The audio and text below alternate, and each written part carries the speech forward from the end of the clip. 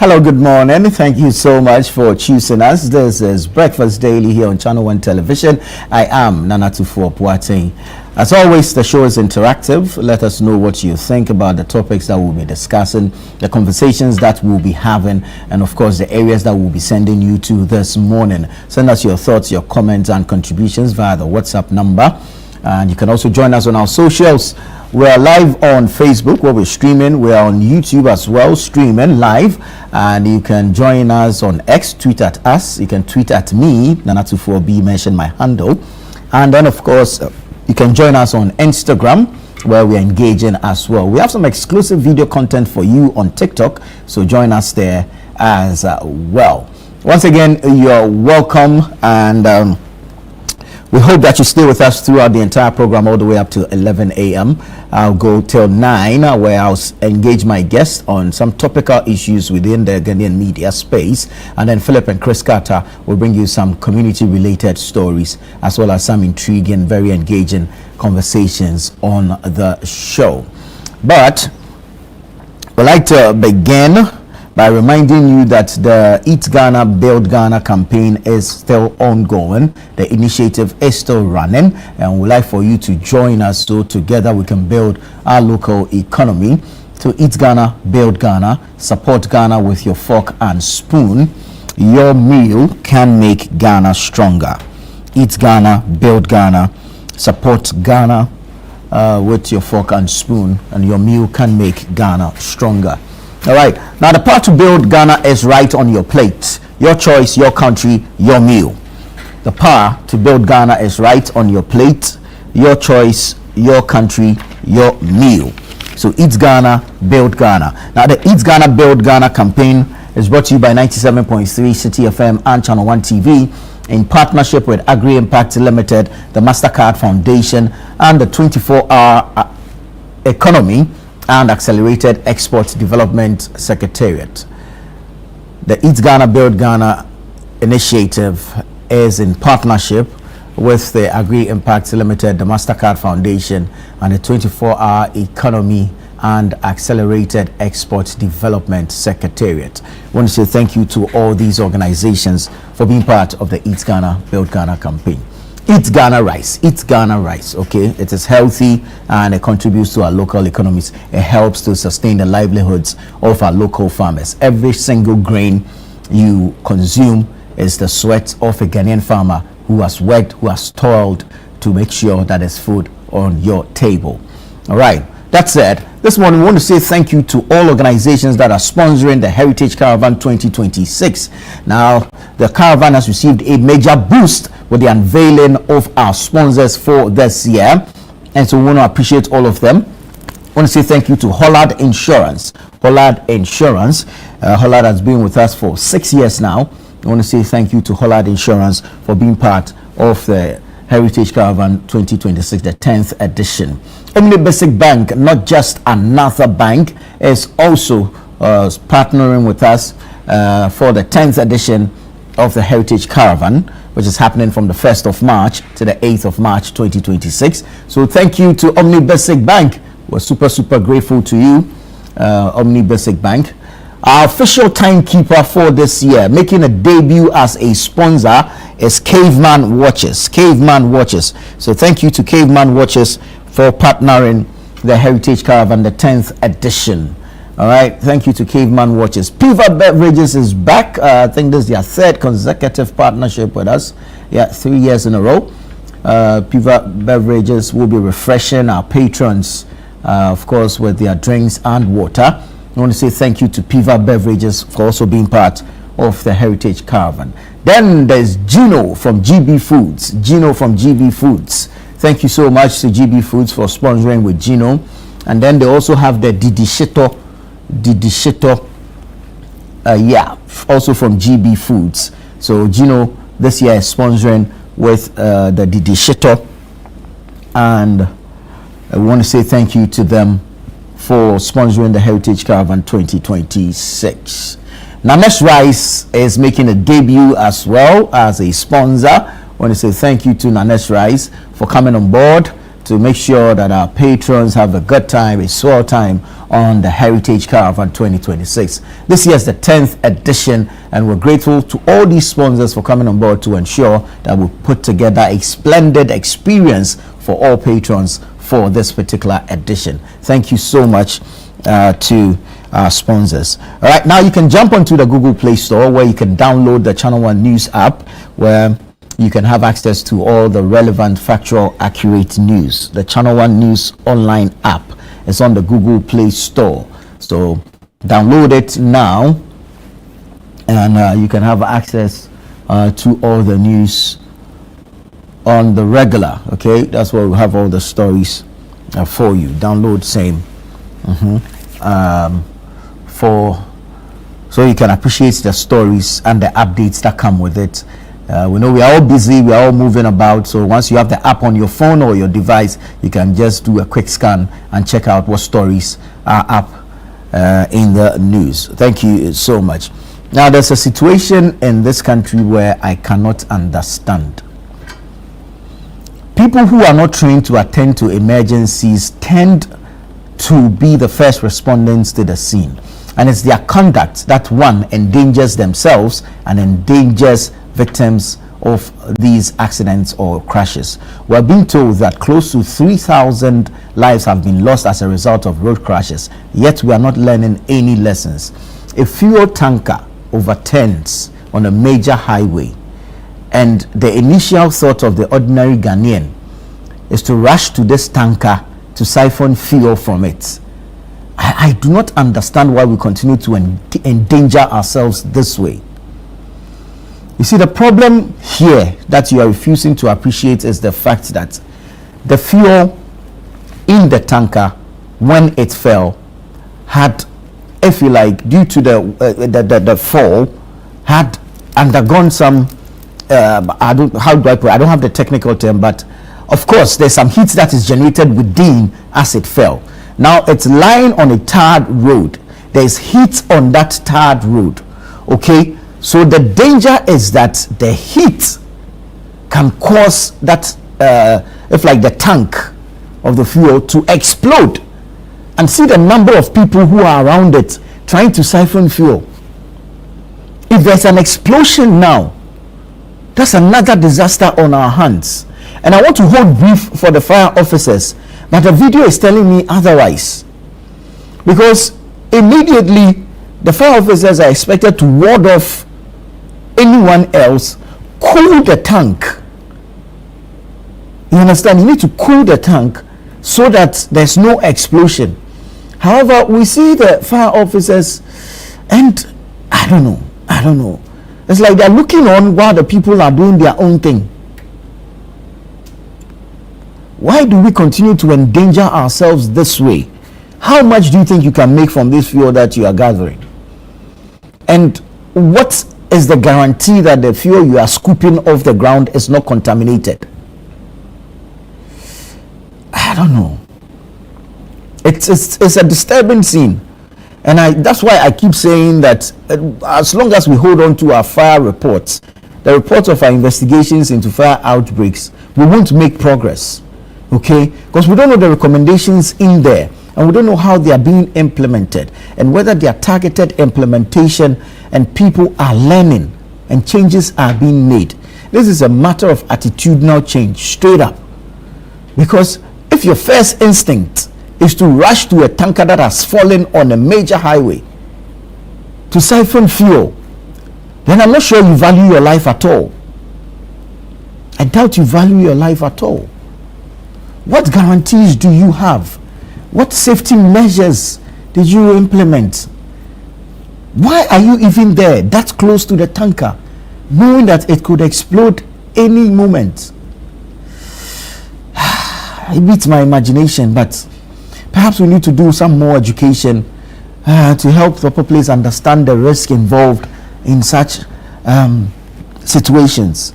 It's dangerous, and nobody should, in their sane minds, rush to do any such thing. Has anyone even attended to the driver of the tanker Is anyone concerned about the safety of the driver and his conductor or mates? This is serious, and we need to, as a people, avert our minds to some of these things and the danger it poses. Wow. Anyway, let's leave it there. I'm sure the authorities are listening, they are watching, and they know what to do. In situations like this, our emergency services, our emergency response should remain paramount. And we should be able to do a good job at protecting lives and property in situations like this. All right, let's get into the newspapers for today. I'll start off with the Daily Graphic newspaper. Front page says, government takes over illegally acquired state lands. Government takes over illegally acquired state lands. Energy reforms yield $15 billion. No blackout in 10 months. My job creation record puts me ahead. Kene Japan touts as he woos delegates. CRC recommendation on education. Maintain status quo on mission schools. That's according to the Christian Council. So that's the front page of the Daily Graphic. Let's go to the back page. Konfuanoche Hospital Cath Lab to be ready in May. That's according to the CEO. Well, that's some good news. We spoke about this the other time. Konfuanoche Hospital Cath Lab to be ready in May. That's according to the CEO of the hospital. And then you have DBG staff give back to communities. DBG staff give back to communities. So that's the back page of the Daily Graphic. You have the stories there. You can go to a newsstand near you and grab a copy from there. Daily Guide newspaper says NPP flag bearer race survey tips Ken to win 52%. Now the circles now, how are they being conducted? Well, Saturday we will know who becomes flag bearer of the New Patriotic Party. By Saturday, January 31st, we will know.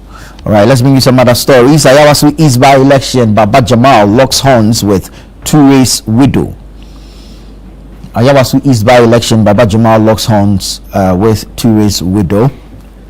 We know that the vetting for the NDC parliamentary candidate for the Ayawasu East by-election will be today. We also know that Hajia Amina Adam, wife of the late MP, has requested virtual vetting, obviously because she's still mourning, and so we'll see how that goes. Other stories on the front page of the Daily Guide. Sold public lands to be reviewed. That's according to the Minister for Lands and Natural Resources, Emmanuel Amakofibua. Supreme Court adjourns 4 Tokonu cases indefinitely.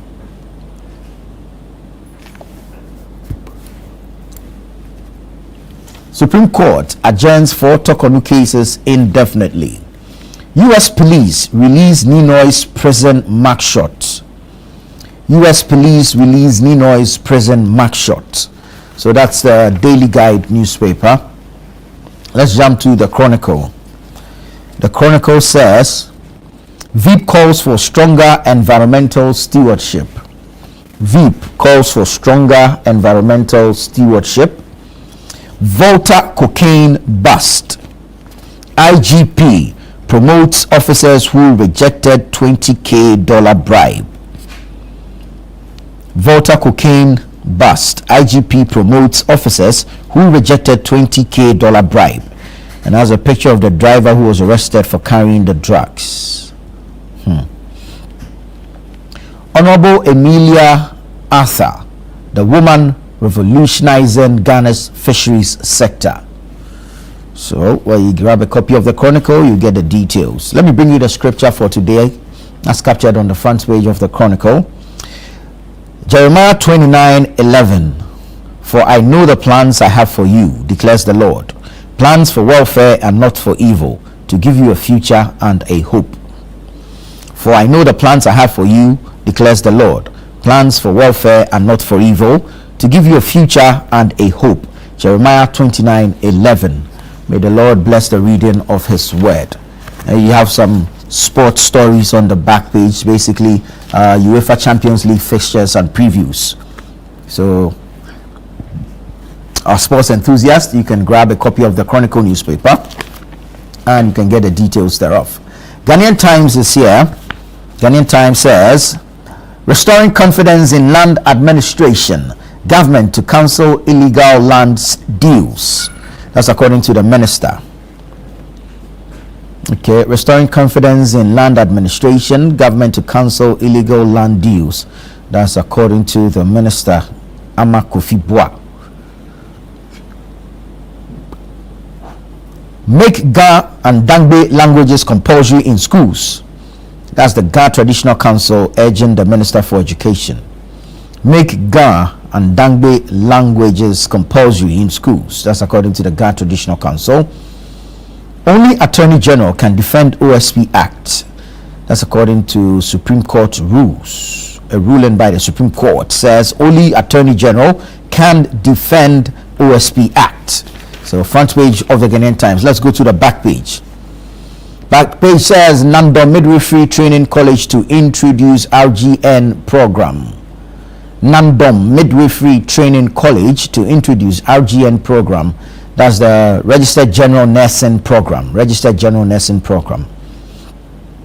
Memo on second gas processing plants to be submitted to Cabinet. That's according to the Minister for Energy and Green Transition, John Abdullahi Jinapo. Memo on second gas processing plant to be submitted to Cabinet. Okay, so that's the Ghanaian Times. Let's bring you some other papers. The publisher, the Ghanaian publisher says NPP's 2028 hopes rest on Baumia. That's according to Samuel Abdullahi Jinapo. I'm coming to serve my people. That's according to Baba Jamal, who is contesting the Ayawasu East NDC primary. Minority blast government over transport crisis. Minority blast government over transport crisis. So that's the Ghanaian publisher. Accra Times says Alban Bagman and Bafo Boni collaborate to uphold justice and rule of law. Alban Bagman and Bafo Boni collaborate to uphold justice and rule of law. NPP built the economy. NPP built the economy, but NDC takes credit. That's according to Osahene Alexander Kwamena Apenyo Markin, the minority leader and NPP MP for Efutu. Resetting the economy, a shared responsibility. That's according to the Bank of Ghana governor. Unimac mourns tragic loss of student as Vice Chancellor seeks justice. Prempag boss commends BOG governor for collaboration with Ghanaian media.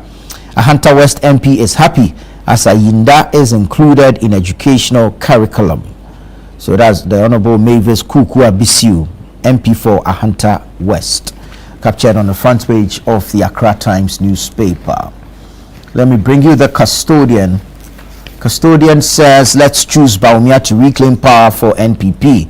That's according to Abu Jinapo, speaking to delegates. Let's choose Baumia to reclaim power for NPP. No more business under certificate of urgency. Minority tells majority. No more business under certificate of urgency. Minority tells majority. Ashanti region stands with Baumia as he completes nationwide tour. Ashanti region stands with Baumia as he completes nationwide tour. First Sky exemplifies Ghanaian excellence, and that's according to His Excellency President John Dramani Mahama. And then you have alcohol damages sperm, threatens male fertility. That's according to Dr. Sefoga. Alcohol damages sperm, threatens male fertility. Dr. Sefoga speaking there. All right, let's get into some more papers. Let me bring you some business stories from the Economy Times. Economy Times says markets brace for impending policy rate decision. Markets brace for impending policy rate decision. Fuel price war shaking Ghana's petroleum sector. Fuel price war shaking Ghana's petroleum sector. And then you have communication is policy. Prempag and BOG partner to combat economic misinformation. So that's the Economy Times newspaper. Let's to stay in business and go to the Business and Financial Times, BNFT. DPC to sanction non-compliant institutions. DPC to sanction non-compliant institutions. Despite diplomatic gains, citizens face structural mobility barriers. And then you have system-wide failures plague MMDA's financial management. That's according to the CLGA. Standard Chartered flags strong 2026 returns amid an AI boom, urges diversification in its 2026 global market outlook. Then you have Newmont donate critical medical equipment to Kolebu. There's a feature that says how fuel underdogs became market leaders. How fuel underdogs became market leaders. And then there's another feature that says Hess Holdings announces 2 new non-executive board appointments. All this and more in the Business and Financial Times.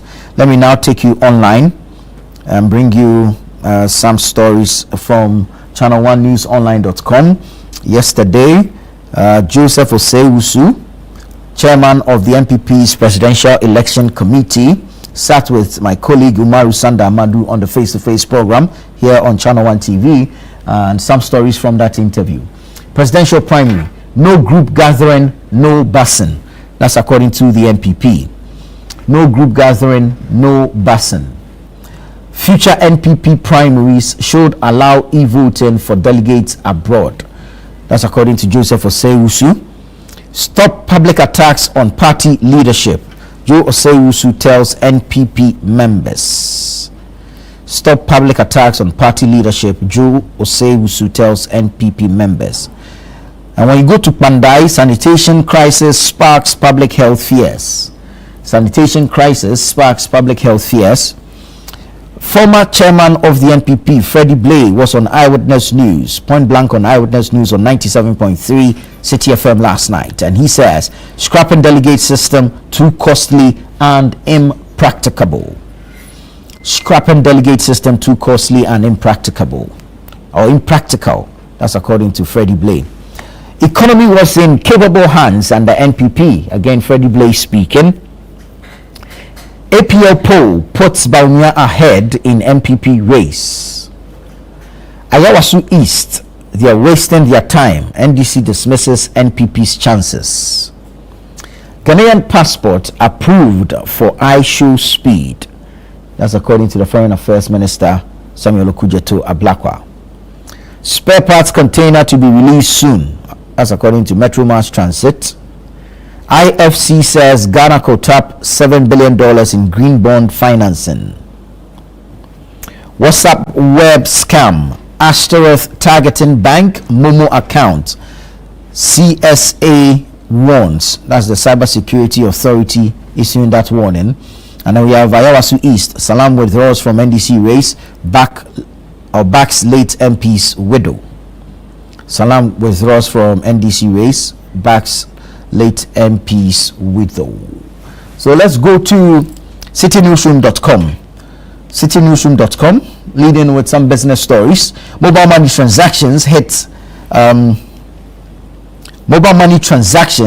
518 billion cedis in December 2025. That's according to the BOG, Bank of Ghana. Rising housing cost locks Ghanaian youth out of home ownership. Will they survive? That's the question. Cedi begins 2026 with 4% depreciation against major trading currencies. Fiscal discipline strengthens as Ghana's debt stock stands at 644 billion Ghana cedis. 5 NDC Ayawasu East parliamentary aspirants to be vetted today. Vote and leave. NPP bans group gatherings at polling centers.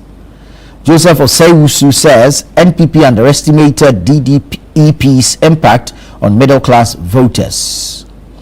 UTAG KNUST backs calls for removal of GTEC boss and deputy. Calling NPP a fake party is irresponsible. Freddie Blay slams Frimpong Boateng. And you have hard words won't divide NPP. Primaries strengthening party. Again, that's according to Freddie Blay.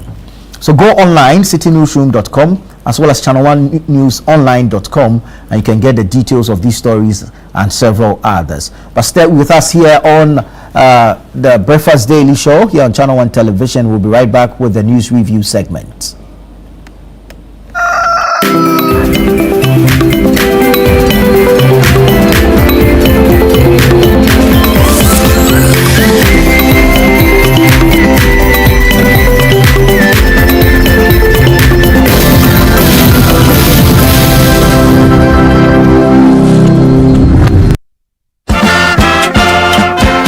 We are gearing up for the trip of a lifetime. Heritage Caravan 2026. From 1st to 8th March 2026, 8 days, 14 regions, 1 legendary caravan. We're touring Ghana in the most spectacular way on the Heritage Caravan, exploring the beauty, history, and stories that make our nation unique. Rolling out from Greater Accra through Eastern and OT, up north to the Northern and Upper East, and all the way to the Western region, hitting iconic destinations across Ghana. The Heritage Caravan 2026 will be fun, educative, refreshing, and most of all, remarkable. Stay connected. Follow Channel 1 TV and 97.3 City FM across all social media platforms for updates, and join the conversation using the hashtag Heritage Caravan 2026. The Heritage Caravan 2026 is powered by Channel 1 TV with support from City FM, and it's proudly sponsored by Hollard Insurance, Piva Beverages, Omni Basic Bank, Caveman Watches, Gino, and Didi Shito, and it's supported by Nanes Rice. Heritage Caravan 2026, experience Ghana like never before.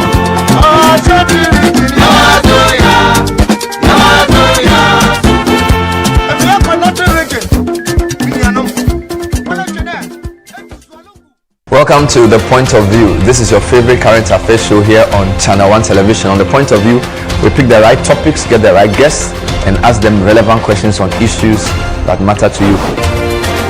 With the complexities of the issues happening around us on a daily basis, it's the hard-hitting conversations and the probing questions of The Point of View. So what is the Public Account Committee's job? So what we do is to scrutinize, clarify, and find out why certain infractions have been made. What do these IMF programs try to do? The current program is for budget support. Okay. There are no projects attached. That teases apart the twisted entanglements of politics and governance, as well as religious and social discourse. The Point of View brings you the policymakers and duty bearers and drills down to the very bottom of issues. What authority do you have? The Point of View airs every Monday and Wednesday at 9 p.m. only on Channel 1 TV.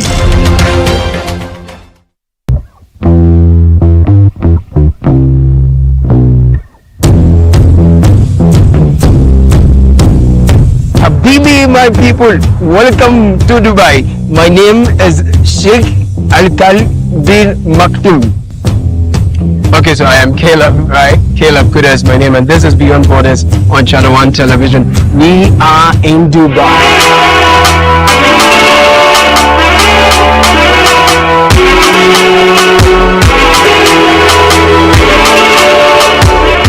So join me. Let us explore the allure, the beauty, and the reality of life and living it in Dubai through the eyes and the experiences of our compatriots. Imagine 6 people, 10 people sharing a common room together. If you're not to no, we'll complain there in the sense, why do I share one rooms now? It doesn't smell pleasant. We're haunting no complaints now. Be bringing to the fair and too. Dubai is one of the most organized, highly resourced, and well-endowed countries you would find. You've been here for 7 months. Yes. Without a job. Yeah. How's it like? So hard. Tell me about it. Struggling, renting and feeding is so hard. Every frame per second of their lives in Dubai tells a story, and we've got it all captured right here on Beyond Borders, only on Channel 1 Television. So don't get told, don't miss out. Catch these compelling stories of Ghanaians in Dubai only on Beyond Borders on Channel 1 TV. Beyond Borders airs every Wednesday at 6:30 p.m. only on Channel 1 TV. and is brought to you by Copen Hospitality.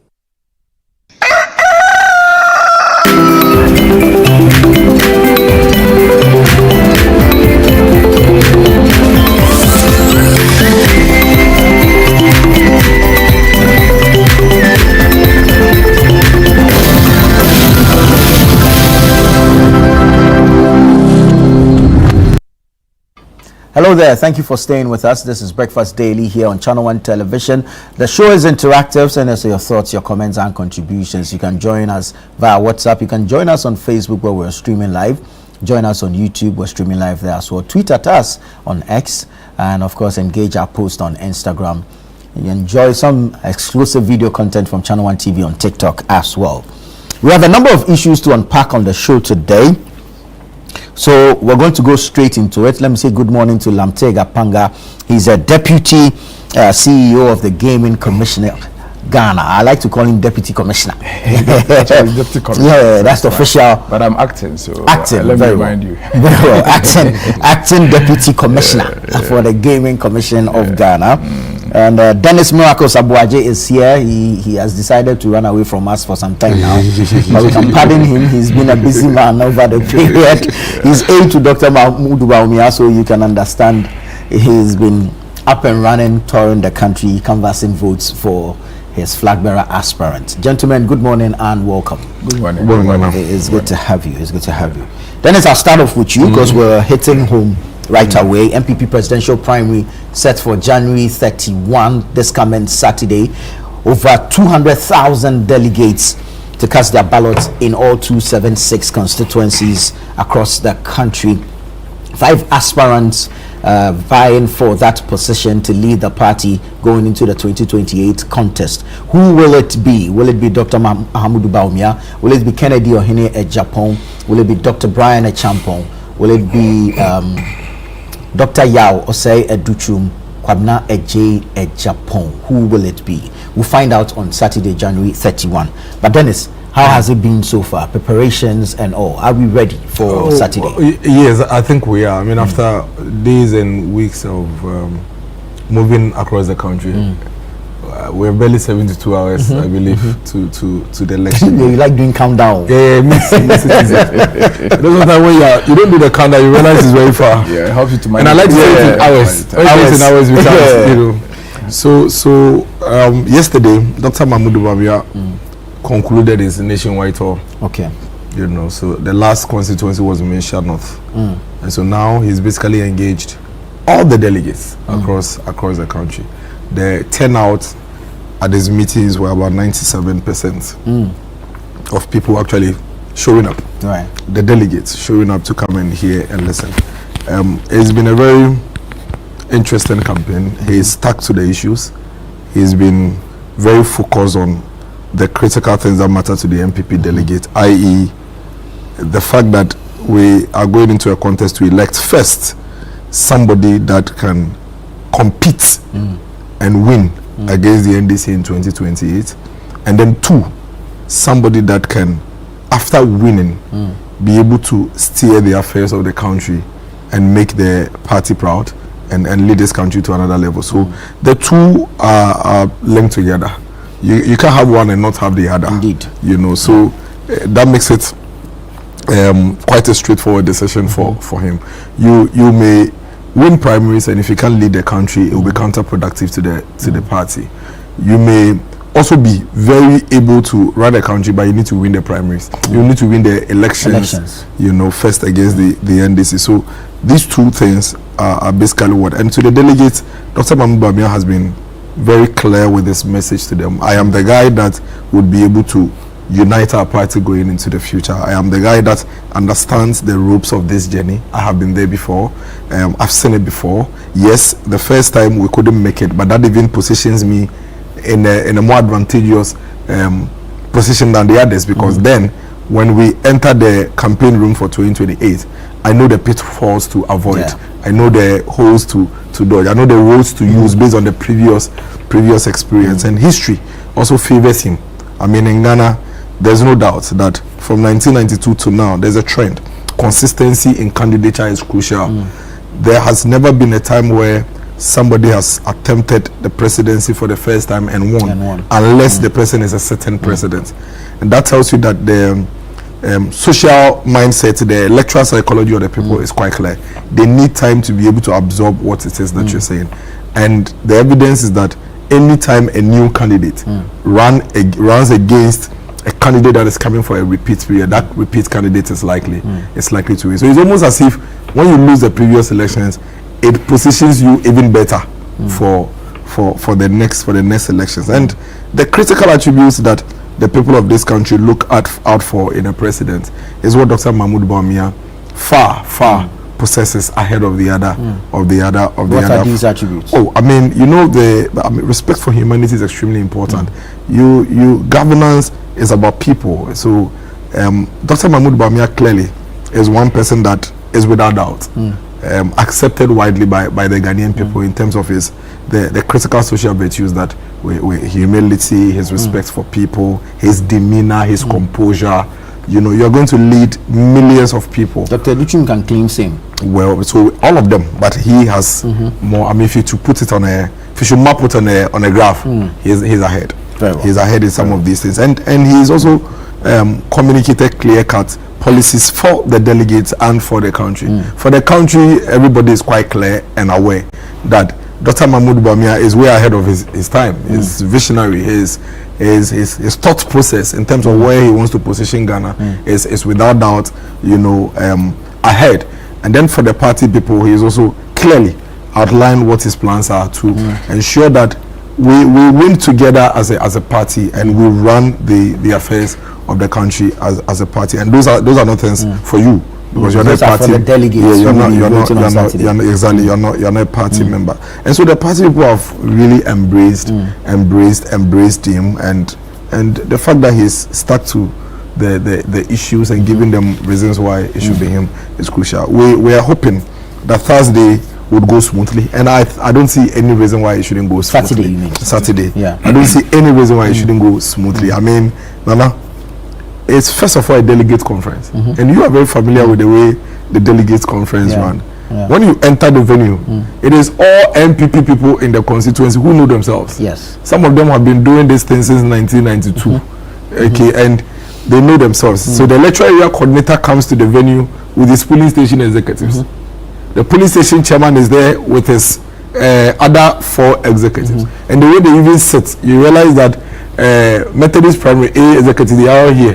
You know, so it's extremely difficult for an outsider to disrupt that process. And I always tell people, you can be 100 macho men, but you can overcome 500 people who know themselves. And so people just have to be extremely mindful and careful. And it's just a ballot. We are putting. Are you picking any signals that there will be?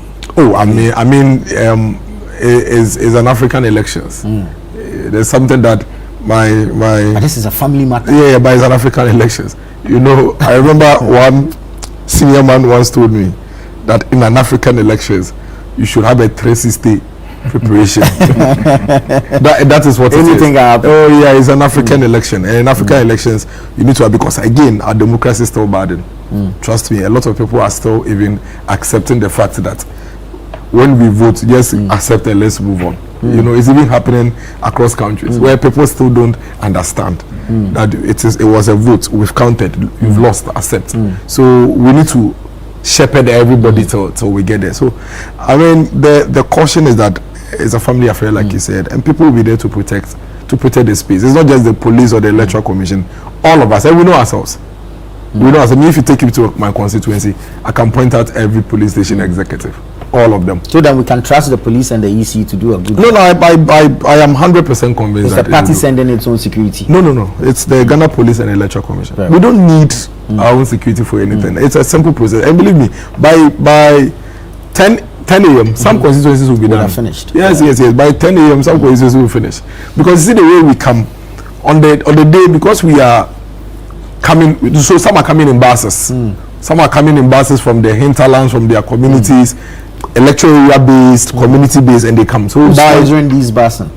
Oh no, the party is actually providing the resources for these things. So some are coming in buses. Of course, when you come in, you move me from my village to come and vote. I shouldn't use my own money. So the party is making arrangements for all of these things. And when they arrive, by 7:30, trust me, some of the places are full.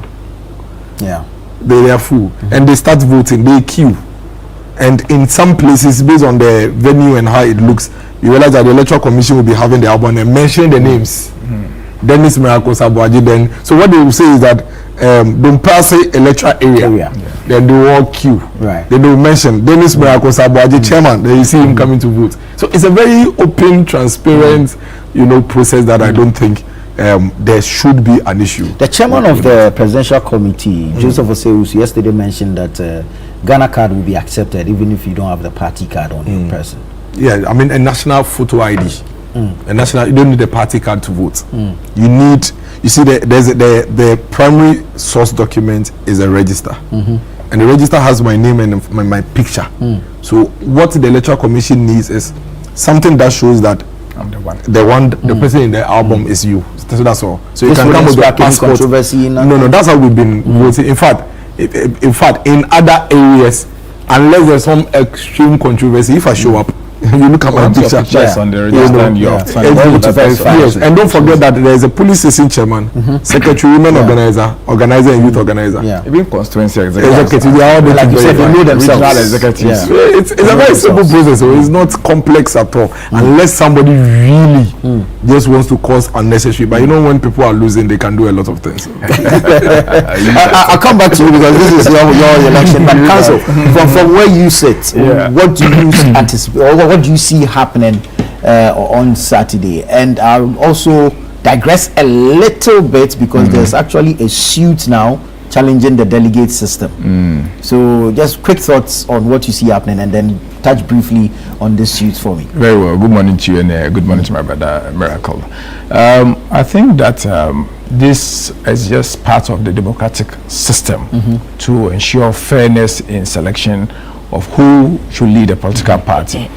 Under normal circumstance, this should not lead to any unnecessary tension and all that. But unfortunately, I must say that largely it has not produced the soundbite and the outcome that we would want. You would expect that some policy ideas, some leadership ideas, some challenging thoughts would have been the main driving force between the candidates at this stage. But unfortunately, we've had wholesale of insults, people throwing attacks at each other, character assassination. I mean, yes, you may find that some candidates haven't themselves spoken, but they've had their followers doing it with that condemnation. And when you don't condemn, that's a subtle endorsement, and it's rather unfortunate to see some of these things happen. I mean, you can single out a particular candidate and say, this candidate has carried himself out quite well, creditably, and has not dwelled in any of those things. But he has failed to point out some of the conduct of his followers and say, listen, I will not entertain this. And that is what would mark a distinguished leader that, this leader is different and distinct from the rest. But you haven't had any unique, in fact, you tell yourself and ask around, what so far is a message from the individual camps? Apart from the fact that some will tell you that, others went and failed, and if I'm given the chance, I'll do better. Apart from that, it's just been accusations upon accusations from the candidates across, and it's not the best. I mean, we know for sure that the NPP is the alternative for this country, but we would want an alternative that is competent, an alternative that would stand the test of time, and not an alternative that will tell us that, as we say in Akana, so if you're not, I mean, you see the signs that tells you that we will not have anything different from what we are seeing, because this is likely what you're going to carry into the national elections when given the opportunity. And so you want to see some level of quality leadership debate that produces ideas, challenging ideas, policy ideas that would propel this country to the next level. At this point, they are campaigning to delegates, so the messaging might not be necessarily for, if like the entire country. but the country matters because the delegates are part of the country. True. And to a large extent, the delegates also need to know what are you going to do differently. You may be a winnable candidate, but what are you bringing on the table to make you a winnable candidate? It also matters that the rest of us who are not even candidates, are not delegates, are interested in knowing.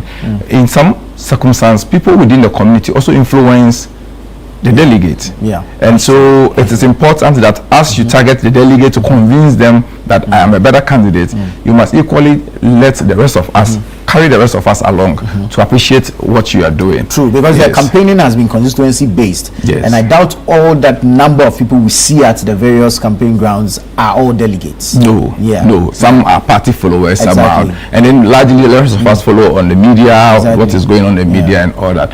And you would expect that the entire exercise would have been so peaceful because, as he said, it's a family affair.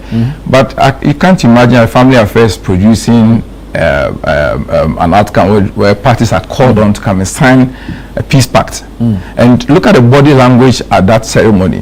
It tells you that a ceremony that's where you expect there will be some reconciliation, some friendship exchanges, some camaraderie among the parties. You rather find the body language not one of the best. And then the worst part of it is that you finish and you expect that the outcome of that would be more positive. You have people throwing back saying that I was the one who held the two forces, number one and number three, together at bay, otherwise it wouldn't have been good. And then the other person goes to say that, oh, even the other guy who holds a PhD did not pay attention to the document and sign. But what is more important is that that particular exercise, apart from just being cosmetic, it has no legal binding enforceable mechanism. I mean, you can't hold any of them to any legal mechanism to say you're going to enforce that, despite the appending signature. It is merely a commitment of words. So at worst, there's party structures or party constitution that can be used to sanction, but then yes, and that is where if you think that anybody has gone against the party rules and party regulations, but you can't hold them against anything there because this is a mere commitment of what they would wish to do. We are in a democratic environment. If somebody decides that tomorrow he's not going to go by what has been agreed upon, he's a man of his own. I mean, we've seen it happen. Either he goes out to form his own party or decide that he won't campaign for the party. Whatever he decides to do is individual.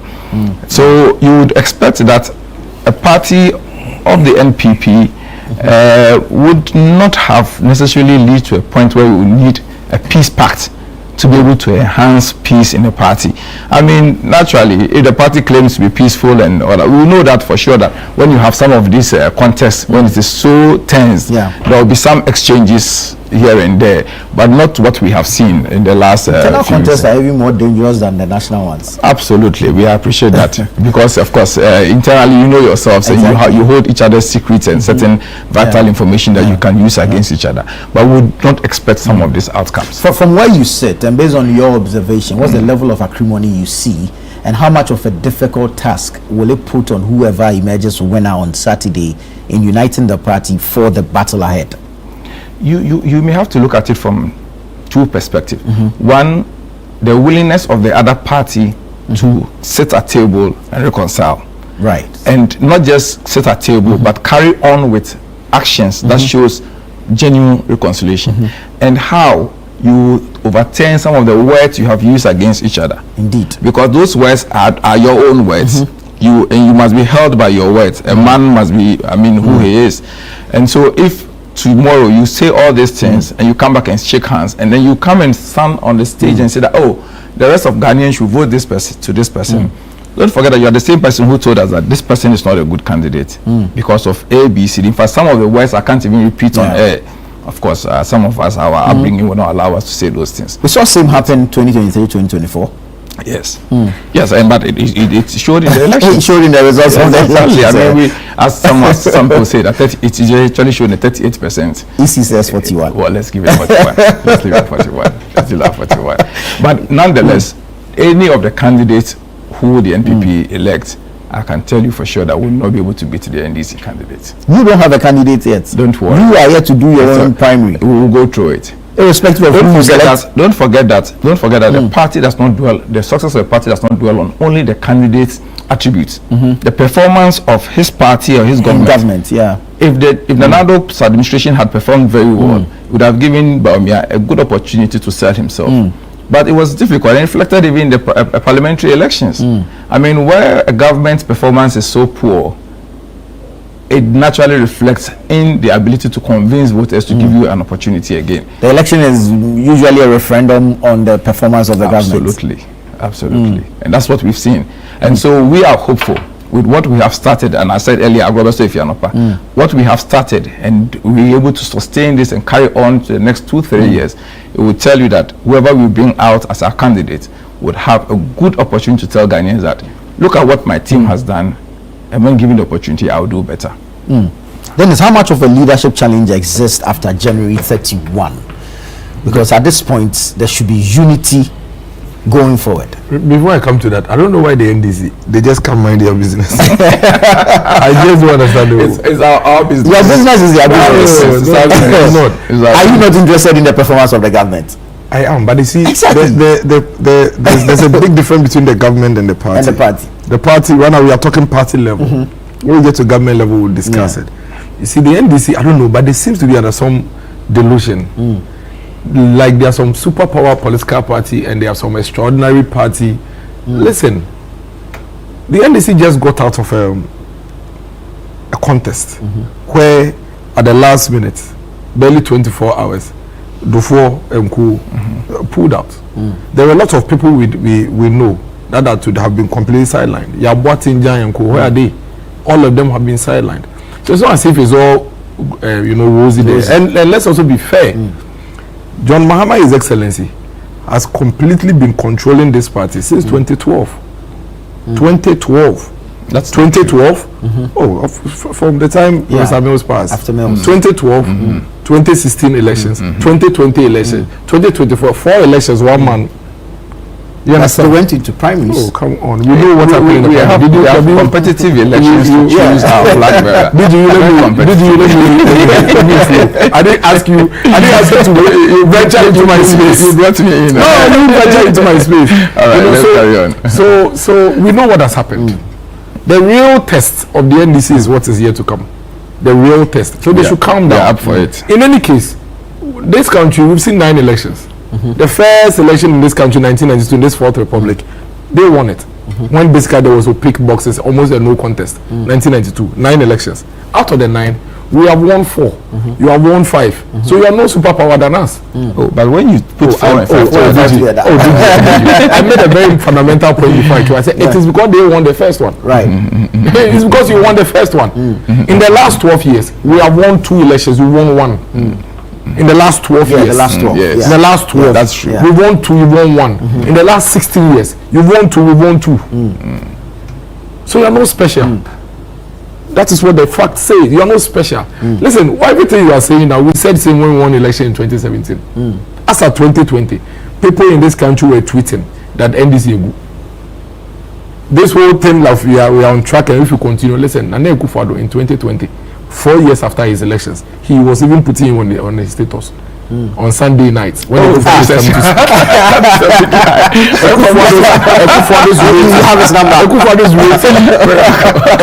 rating in 2017, at the end of 2017, by the international rating agency was 80%.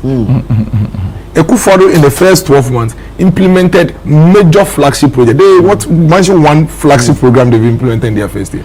So there is nothing extraordinary about a party's first year goodwill. We've all seen it. It's normal. The real test is how you can sustain it, especially now. Now that only you and I are around this table, those who go to the fuel station to buy fuel are benefiting from everything you're talking about.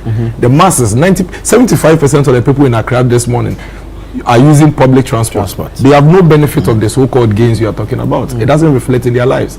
Indeed, the only memory of what these 75% in Accra have of you, your government, is high cost of living, high electricity, high water. That has affected everything. There are children who are in University of Ghana. They are paying almost times 2 the fees they paid in 2024. You know what I'm saying? They are 6,200 hostel fees. Yes, hostel fees. Academic hostel fee is worse. But isn't that what G-Check asked them to? Yeah. No, that is not it. I'm telling you what they paid this term. They're already in school. In 2024, they were paying 1,600. Now they are paying 2,360. University of Ghana. Hostel. Ivandi hostel. It was 6,200. Now they are paying 7,800. Me, my niece, her name is Beyonce Esi Abuaji. Beyonce? Yeah, she's in tech right now. Yeah, she looks like Beyonce, very pretty. She's in KNUST now. I paid fees and I paid a hostel of an amount of 6,300. Those are the people you should be worried about because they are not going to be patient with you for too long. The teachers and nurses that work for 12 months, they have a no stress policy. There is not a single no stress-free policy in Ghana. What they have is post-stress support. Because when they were coming, the policy said that we know that when you get admission, because you struggle to be able to pay your first semester fee, first year fee, we pay for you so that you don't go through stress. That's what brought the name no stress. Not a single child in Ghana has ever benefited from a no stress fee in 25 academic year or this academic year. What they have, not even one, what they have benefited from is that after they have gone through the stress to pay their fees, government says now apply then a refund. Do you know a number of students who have dropped out even this academic year? Because the policy wasn't for you to come and support me after I have gone through the stress. You said no stress. Now you have left me to my fate. You made a promise to me and you are delivering something else. Put a ballot box at University of Ghana today and see how many votes you get. I don't think you because people vote according to, and you see that's why I keep talking about the NDC's delusion. Me have stopped debating them because they are delusional. You think that this child that you promised no stress fee, okay, that came to University of Ghana last year and struggled to pay his fees before he applied. Even those who applied, not all of them have received the refund. What's University of Ghana? You think this child, and now he's in level 200 and he's paying more fees than he would have paid in 2024, and you go and tell the child that clap for me, I've done well, economy is doing well. Which part of his economy? If I receive my refund, I'm good. I'm telling you that you said it was no stress. How was he going to get the access? There are even some who dropped out. Last week there were people doing appeal for funds for Ghanaian students who have gained admission to the first year. When you promised them and their parents, for which reason they went to queue and voted for you, that they will not go through that. I know kids who, as we speak, couldn't go to university this year when the government in their manifesto said that we will pay your first year fees for you so you don't go through hassle. These are the realities. So this whole delusion about we are doing what you are not doing anything. See, cocoa farmers, as we speak, for 6 months you haven't been able to give money to license buying companies for them to pay cocoa farmers. How are these cocoa farmers going to have money in the first place for them to access the so-called economic gain? This government is delusional. And they think that you run a country by optics and facade. I've given you cocoa farmers. Should I give you more? The teachers and nurses who work for 12 months, as we speak, they receive 1 month's salary. Those nurses and teachers that you went to their school brought your head out of the V8 and took a microphone and told them that I am bringing back the automated placement for you. They are still home. You said you can't recruit them. Go and put a ballot and tell them that your economy. But that's not the phenomenon, is it? It's not new. You don't get it. If they knew that you were going to do the old phenomena, they would have informed their voting choices. You made a specific promise to them. It's not a new phenomenon. So for you, it's the promise and the delivery. But you think the Ghanaians are daft? But you should appreciate it. I can see that. No, it should be more than a minute. It's taking like 30 seconds. You think that these kids, they just go and vote like zombies? I'm a nurse. When I was in school, you came to promise me automated placement. I am out. You haven't done that for me, and you said that I will vote for you. And it's the confidence with which they say that. The confidence and arrogance with which they say, yeah, we are doing what? You are doing nothing. I almost said you are not doing you are not doing anything this morning. No, but the kids are going to school. You are doing nothing. And then I am pained when I see the NDC, rub this on the faces of the Ghanaian people who are genuinely struggling. See, I am a taxi driver. You are telling me to reduce my fare or trotro because fuel has come down, but you forget that the trotro driver is a businessman. He's a businessman. He's looking at his cost in whole. and also look at how much he will be able to take home to take care of his home. So if you reduce fuel for me and you increase my utilities by 28% and 50%, and I come and I realize that if I reduce the trotro fare, I cannot pay my bills, what do you think I'll do? Reduce fuel, I've reduced cost of spare parts. Which spare parts? Didn't you, the Swami magazine, I think I saw the video on one of you. The guy is saying that no spare parts are come down. Only the government people say spare parts has come down. Only the government people. The dealers. Swami, I am just telling you that Swami magazine. I watched it. I'm not listening to a government official. I watched the video myself. But the dealers themselves have come out. I watched the video myself. You have the trade minister. You have the trade minister walking around saying that they have to introduce an app to compare prices. Why do you think she's doing that? If she thinks that genuinely prices of anything has come down in this country, why are we doing this? And this government thinks that, oh, like the country was bequeathed to them. And so they tell you, you don't win. You will not win. If this government wants, they should go and put a ballot box on any market today and see whether they will win the elections. Or they should go and put a ballot box on any university campus. They should do it. You see, the arrogance. You see, let me tell you something. A government doesn't have to necessarily fail before there is a change. Sometimes when people feel that you are not delivering on the promise, people went to queue. People traveled across this country with the belief that you will deliver specific promises to them. You haven't done it, and you think that you will win an election because you think that you are NDC. See, go to those who care about Galamsey. You and your party officials, you are dissipating our river bodies in our forest areas, and you say you win an election. You have evidence. Were we not in this country when 3 of their national executives have been referred to the Attorney General? Have you heard any? How long has it been? How long has it been? Go and check our water bodies. Go to Central Region, 14 districts do not have water because of Galamsey. The government itself is buying gold from the Galamseyers.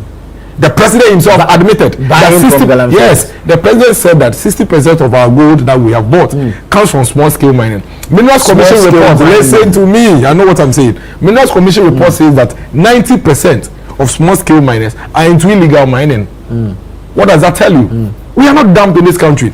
The Abuakwa South MC told us on TV that it is his constituency chairman that is doing Galamsey in his district. For the first time in the history of this country, Galamsey is happening on student campus. Kwabe Secondary School, on the campus. Go to this STEM school, Abomosu STEM school, right behind the dining hall. Akokari College, Galamsey is happening there. All over the place. The NDC constituency chairman for Upper Dencha East strangled the military men and told them to leave so that they allow him to do Galamsey. Listen, we and I can go on and on and on and on to prove to you that this government from day one till now have done nothing other than the artificial manipulation of our macroeconomic indicators to make you feel that you are doing well. Go home. Go and ask your family people how many of them have seen a change in their lives in the manner in which this government want to make everybody believe. It's not by MPP. To hell with MPP. They are out of office. Simply make the life that you promise the people a reality. You are not doing it, and you don't want anybody to put you in check. Very well. Very well. Council, he's raised a number of issues, so I'll come to you for a response. Very well. I mean, some of these issues he has raised are only administrative bottlenecks. I mean, you have this stress-free policy that was introduced. There's no way that you can start advancing money to people when they've not checked into the school. You gain admission. You submit. May I finish? You gain admission. You submit your processes, and then the process will commence. You don't expect that monies will be given out to students. I mean, there are persons who may even take money and not go to the school. You understand? Right. So there must be some administrative process that ensure that you have really registered, you are in school, and then you receive there should be accountability. Exactly. And so that stress that you go through to look for the money, you have now, it has been restored, and you are back to school and able to go. I mean, we'll have some challenges in every policy implementation, and this is fair. What we are seeing is rather an improved situation than what we have seen in the past. I mean, my brother here complains about the fact that people are struggling, they are not benefiting from the fuel reduction and all that. We have seen the price of food items drop. In Christmas, during the last December Christmas, we saw the price of oil, rice, and basic items come down. And as a matter of fact, several Ghanaians went out there buying stuff and claiming that yes, indeed, the prices have come down. When you move away from food and those items, come to fuel.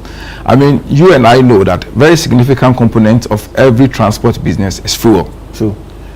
The taxi driver, truck driver may not be willing to reduce his price perhaps because he's just taking advantage of the people at this stage. I mean, what we have seen now is even not an issue of the price reduction, but people are taking advantage of the peak times to charge more during peak times, and even reduce a journey that could be one-way journey into 3 or 4, and end up taking the money from the people. I mean, it's just something that we need to address and address it very well. But significantly, you and I who buy fuel, who use our vehicles here and there, have seen the drop in the prices, and that drop in price is a saving to our pockets. True. That savings would eventually result into a better lifestyle for all of us. Now, come to think about even importation. The spare parts dealers who are importing are enjoying stable exchange rates now. In the past, when they have to take about 17 Ghana cedis per dollar to be able to bring in spare parts, today they are spending between 10 to 12 dollars Ghana cedis per dollar to be able to bring spare parts, which means that they are able to reduce it. We've had leadership of the spare parts dealers coming out to say they've reduced prices and urging their members to comply with the new prices that they have. And so to tell me that some people in Swami are saying that there's no reduction in prices, it's a bit you know, when we spoke to the GPRT about the reduction in spare parts prices, what they said is that the reduction is on spare parts that are not necessarily used by the GPRT drivers, because they use the 207, the Toyota Hiace, and those spare parts, the prices are still up. You see, Ghanaians and all of us as we are, we always cleverly find ways to justify our actions. I mean, who goes to the market to find out what spare parts have particularly been reduced, which ones have not been reduced? Take your time.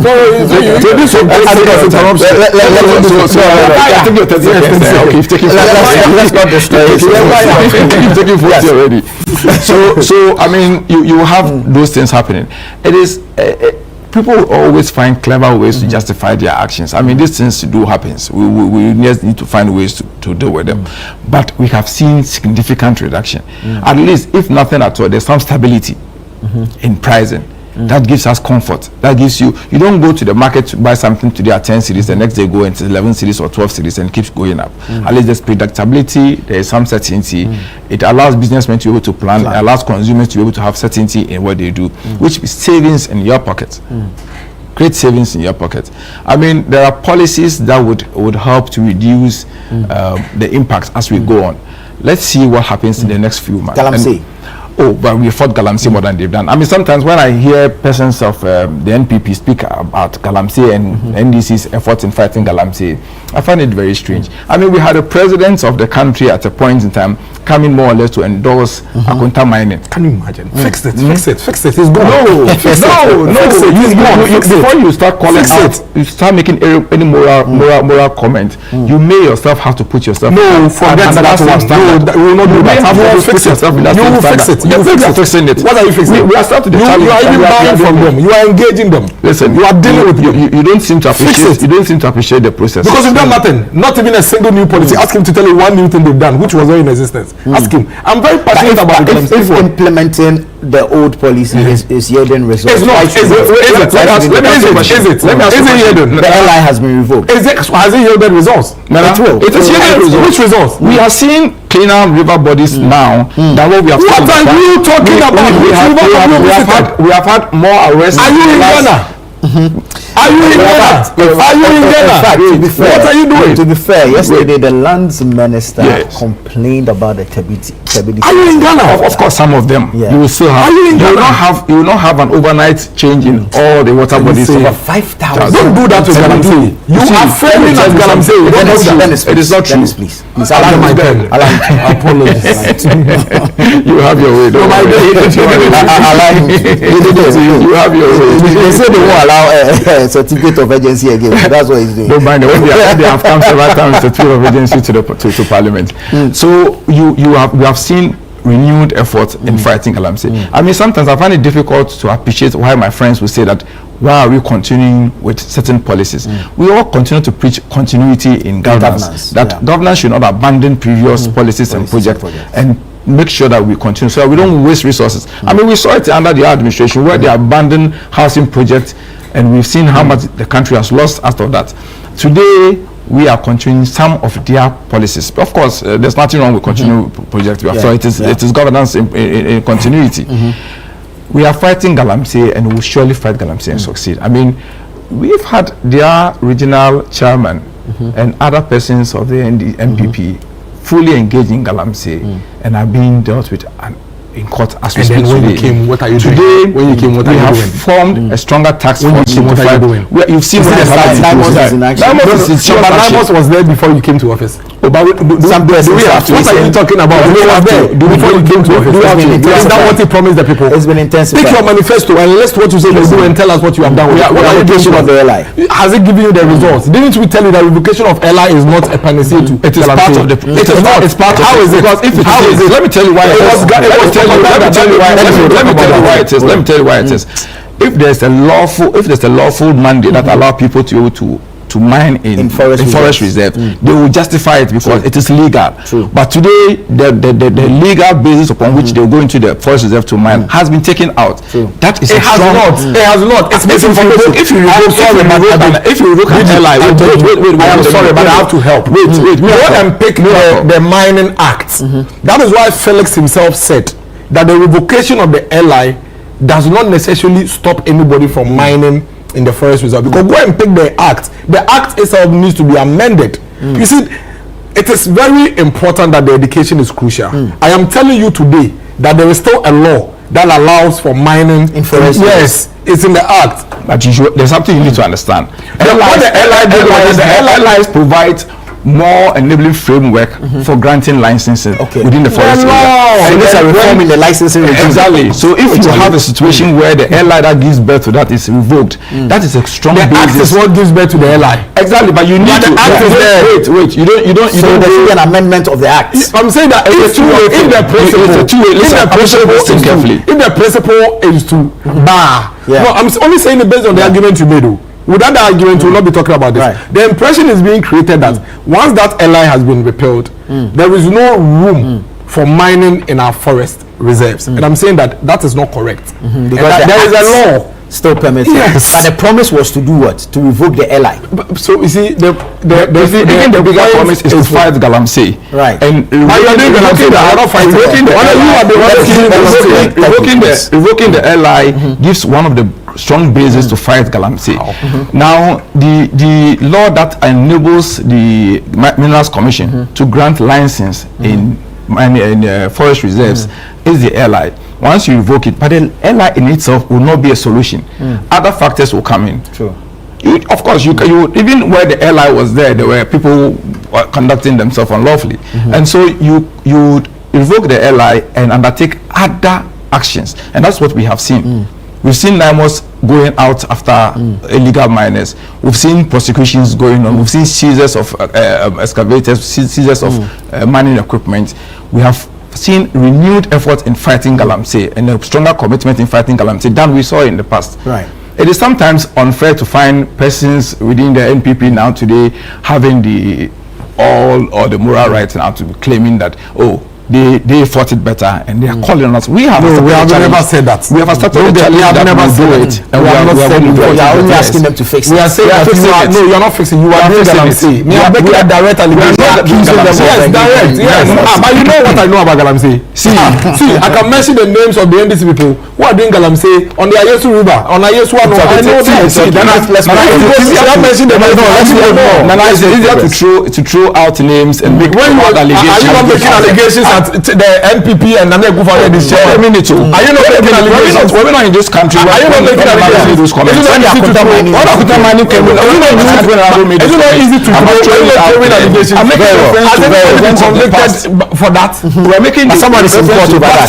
But isn't somebody being investigated in your party? Yes. We've told you persons are being investigated. So you see, I'm bringing you back to the fact that you betrayed this country, you lied to the country, only to come and dabble in the illegality. Your government and your party. Let me take a few quick messages. This one says, good morning, Anna. We, the super majority delegates of the NPP, will for sure vote massively for Dr. Bawumia. Another one here says, Nana, good morning. Tell Dennis to stop worrying himself. Mahama has a history of not posting and paying nurses and teachers. I'm still home waiting for the automatic postings. Good morning, everyone. Tell the NDC man we the Ghanaian youth are waiting for the 133 jobs. That's Christian from Sandema. Good morning to you all, especially lawyer Lamteg. To begin with, there's a saying that when a carpenter has a hammer as the only tool, he sees every problem as a nail. Can Dennis kindly tell us about what they did to solve all the problems he mentioned above during MPP regime? If 8 years couldn't solve even one of those single problems, how do you expect the problems to be solved within 1 year, knowing well they have their inherited problems? He says you should exercise patience. NDC have come to solve our problems. They are buying the road. How are they solving? They are the one doing the galamsey. They are the criminals doing the galamsey. I'm telling you, for the first time the black voter is seeing galamsey. He has a problem. Galamsey, if you bring it up, black voter, do you know the black voter? Yes. They are doing galamsey in the black voter. Hold on, he has a problem. He has a problem for they are doing galamsey. You can only tell a blind man that there's no oil in the soup, but not salt, because he has a tongue to taste it. That is how I know that they are doing galamsey. I can see it. Ghanaians have seen the difference already. I wish their impending presidential election all the best of luck, but on that day they should consider Ghana first before personality. This is from Yenab Zong. Good morning, Nana. NDC behaves like students who take responsibility for getting a grade A but deny being responsible for getting an F. Inshallah, inshallah, inshallah, come 31st January 2026, Dr. Baumia will be the flag bearer of the great new patriotic party. That's Abu Safiano. He calls himself Bangba Jr. from Damongo. All right, let's move to the courts. The courts now. Kpandai will be in court today. The Supreme Court will rule on the appeal case today. This issue of Kpandai and the back and forth, by close of day, we'll know what the decision of the court is. But the positioning that we've seen over the period, how we've reacted to the High Court ruling and all. Counsel, I mean, you can help us with some legal education on this. How should we position ourselves to receive the Supreme Court ruling? Oh, well, it depends on where you stand. I mean, if you are the appellant who is in court, like the sitting MP, you would believe in your cause, you believe in your case, that's why you are in court, and you believe that you have advanced your cause. Of course, the respondent, the original person who petitioned, also believes in his case and will put out the best. I mean, it is for the court to make a fair and justifiable determination based on the merit of each party's case. As lawyers, we are mindful not to make certain comments about pending cases in court because of the likelihood of being contemptuous of the court. And so I would be careful not to go off tangent. But of course, I belong to the NDC. I am part of the legal fraternity, and so I know what our team has put in. And I believe strongly in the outcome of the efforts that we have put in, and hoping that that effort will definitely reflect on the expectations that we have. We of the NDC strongly believe that we have a strong case. We have put out our strong argument and justified that with legal backing, and looking at what the petitioners, the appellant has brought to the court, we are likely to see an outcome that would benefit us. But nonetheless, every court case can go anyway, and so equally so we have to prepare. But it's easier for us to accept negative outcome because we are already the ones who are not in parliament. The gentleman who was elected or has been in parliament and been asked to go out of parliament would rather be the one more disappointed because he knows that he's carried himself out as a member of parliament, has his plans, and be carrying out himself, doing what he wants to do. But today, if he's asked to pack out and go for a runoff, I mean, he would have a stronger difficulty. But nonetheless, we know the outcome would be in our interest, not because we have any basis, but because we know we've put out a good case, and hoping that the case will reflect, the outcome will reflect in our expectations. There's an oversimplified argument that you have more than enough numbers in parliament. Why won't you let this one go? I think it's not a question of the numbers in parliament. It's a question of the will of the people.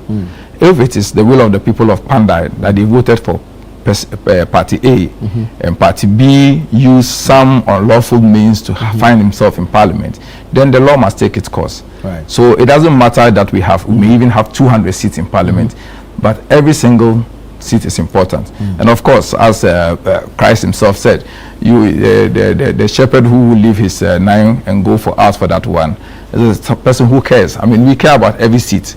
We don't just want a majority in parliament, but we want to make sure that the will of the people is respected. And that's what's supposed to be. Very well. Dennis, today Kpandai is in court. You are convinced. I mean, we've heard statements from the MPP side, from the minority side, that indeed there's a strong case, and the expectation is that the outcome will be in your favor. But also, if we listen to the leadership of the minority and how they describe the current leadership of the judiciary, I'm not sure where we stand on this and what our expectations are. Well, I have 3 categories of people I personally don't criticize. The police. Even if they are doing very ill things, I try to maintain composure, because no matter what you do, there will be a day where you will need them. At least you need them to show up with their black uniform. So I always just call on them to do what is right. The second category are pastors and prophets, because you remember Apreku, when he said, when God was calling him, he said, Apreku, my daughter. I wasn't there. Whether he was lying or he wasn't, he heard God. And then the third one are the judiciary. I leave them to their conscience. No matter what you do, ultimately there will be a day where you will no longer be in the seat. And when you are home, you would have to account to your actions and inactions and battle with your conscience. I found the Kpandai High Court ruling very strange, because there's a Supreme Court precedence when it comes to litigations on elections, that every polling station has a pink sheet, and the pink sheet on itself, on the face of it, is a legal tender. True. So if I have 100 polling stations and DG comes to court with 20 polling stations that he's contending, you look at the 20 polling stations. You don't say that because I have identified problems with the 20 polling stations, or the 100 we should go and run again. It's a very strange ruling, and it's a very bad precedent. And I'm hoping that this morning or today the Supreme Court would fix that. Because, listen, in your quest to say that the will of the people, so some people, they have issues, that is legitimate. Once you identify it on this particular police station, but how about my police station where there was no issue? That I probably traveled from Tema to come and vote, and I may not be able to come back on the by-elections because of several things, the queues, the stress. So I found it very, very strange that a judge actually had a petition of a certain number of police stations, is it 40 or 41? 41. A certain number of police stations, and decided that even though it is just these 41 polling stations I am looking at, I am going to add all the rest that the applicant didn't even bring to court. The magnitude of error on 41. That is all. It doesn't matter what guarantees. If I haven't brought DG to court that he has done something to me, why do you assume that because I brought Nana and Nana has done something and Nana is a friend to DG, DG is also a criminal? Because I brought Nana to court and you found Nana guilty, and you've seen Nana and DG working, DG is also a criminal. Aiding and abetting. That is accomplice. If you find aiding and abetting in that particular case, then he's guilty. And I know the judge knows that it was a very strange ruling. He knew that he was a very you could go, why we've severally had to go back and have re-elect or re-voting in particular polling stations. We've done it before. Done recounting. We've done recounting. We've done it before. You understand? But this whole strange scenario of having to go and vote all over again in every other polling station, I think that the Supreme Court should fix it for the country. But the results of the 41 have affected the outcome of the entire. So vote on the 41. But vote on the 41. Vote, no matter what it is. Listen, the 42nd polling station is not in court. Yeah, it ends with the 41. The 42nd polling station is not in court. It is now up to you to tell the applicant to go and bring the others. He brought what he knew were problematic. If he had any evidence against the others, he would have brought them. So which evidence did you use to nullify the 42nd one? You see what I'm saying? So I'm quite. That's why I'm very confident that the Supreme Court will face it, because you see, I have always insisted, Anna, that when you are in public service, don't be happy when you see an obvious wrong, which is being institutionalized. Because in Ghana, no conventions are very strong, extremely strong, sometimes stronger than even the law.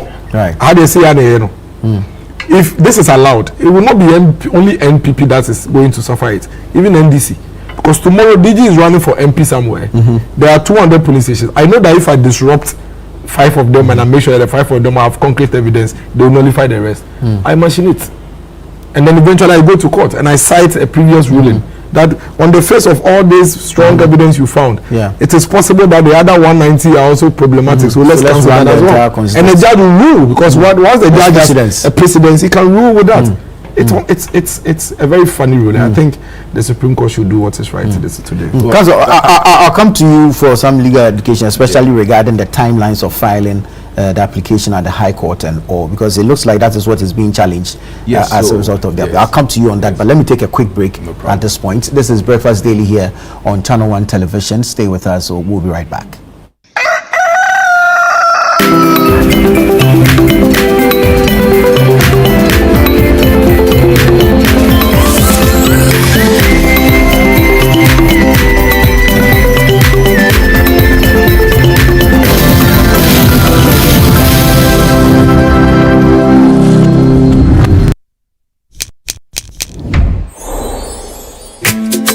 Is clean, fresh and safe. I'm holding my burn-up bottle. No plastic seal, no worries. Open and hear the sound like that sound means it's fresh, no trick. No plastic seal, but it's still pure. Cool and clean, you can be sure. Burner leads the brighter way. What takes my doubt away? If it clicks, it's Burner. If it clicks, it's clean. Sip it, feel the difference. Burner water, pure and green. Click, open, sip. Click, open, sip. Jolly Burner, no stress, just sip.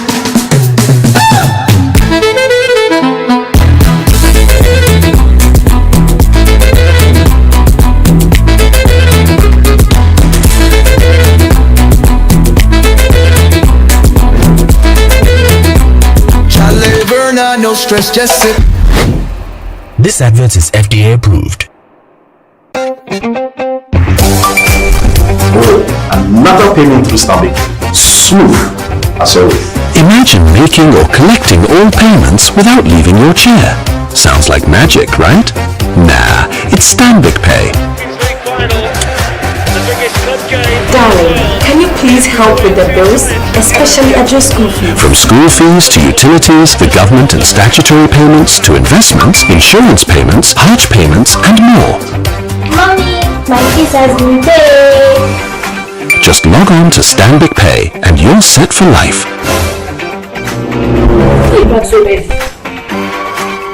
Please tell me everything has been paid. No Stanbic account, no queues, no stress, no last-minute panic. Cherish your time and live happier in safety and convenience. Visit stanbicbank.com.gh or call to get started. Welcome to The Point of View. This is your favorite current affairs show here on Channel 1 Television. On The Point of View, we pick the right topics, get the right guests, and ask them relevant questions on issues that matter to you. With the complexities of the issues happening around us on a daily basis, it's the hard-hitting conversations and the probing questions of The Point of View. So what is the Public Account Committee's job? So what we do is to scrutinize, clarify, and find out why certain infractions have been made. What do these IMF programs try to do? The current program is for budget support. Okay. There are no projects attached. That teases apart the twisted entanglements of politics and governance, as well as religious and social discourse. The Point of View brings you the policymakers and duty bearers and drills down to the very bottom of issue. What authority do you have? The Point of View airs every Monday and Wednesday at 9 p.m. only on Channel 1 TV.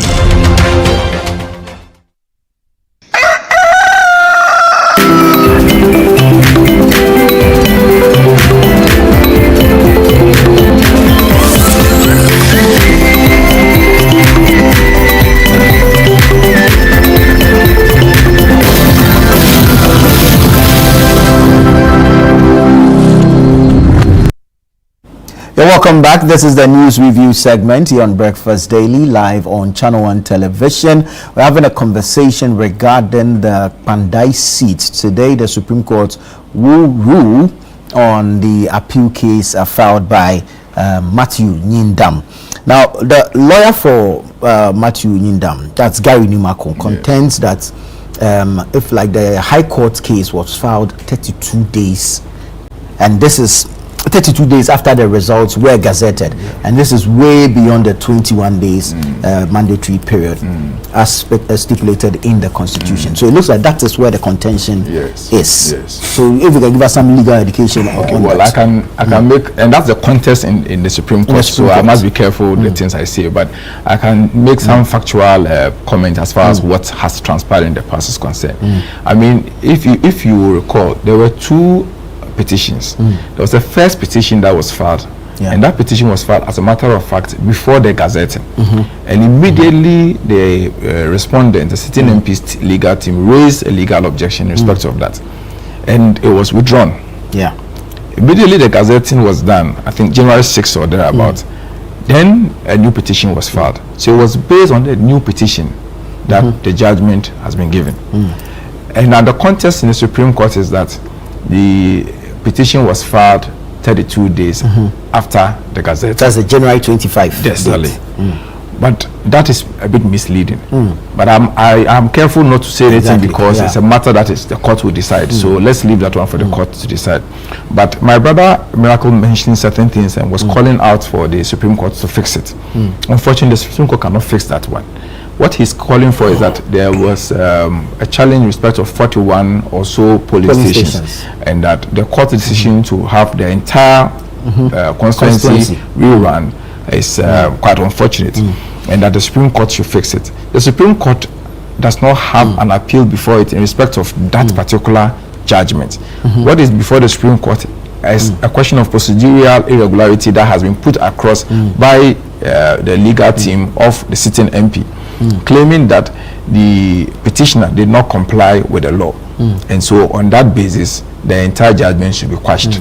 The Supreme Court will not go into the merit of the judgment to make pronouncement as to whether or not 41 or so polling stations were put before it, and that it was wrong for the court to make those decisions. No, every court has a jurisdiction, every court has its limits.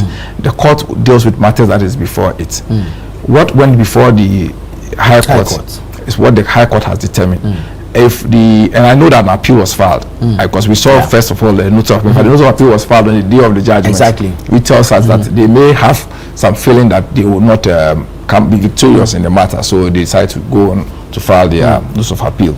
And so it is that appeal that may go into the merit of the matter and make some determination if with the argument my brother is putting across is anything to go by. But when I listen to you and what you are saying that on the matter of jurisdiction and what is brought before the court, then what Dennis is saying holds water, because it was 41 constituencies that were presented before the judge. That is the claim by the petitioner. But I was trying to find out for you that the respondent also had a counter claim. There were some complaints about some irregularities in other polling stations outside of these 41. So the court had to now examine the entire claim by the two parties and make a fair determination. You see, whilst the petitioner was complaining about 41, the respondent also had complaints about some irregularities in other polling stations. Don't forget that the two parties know their strongholds.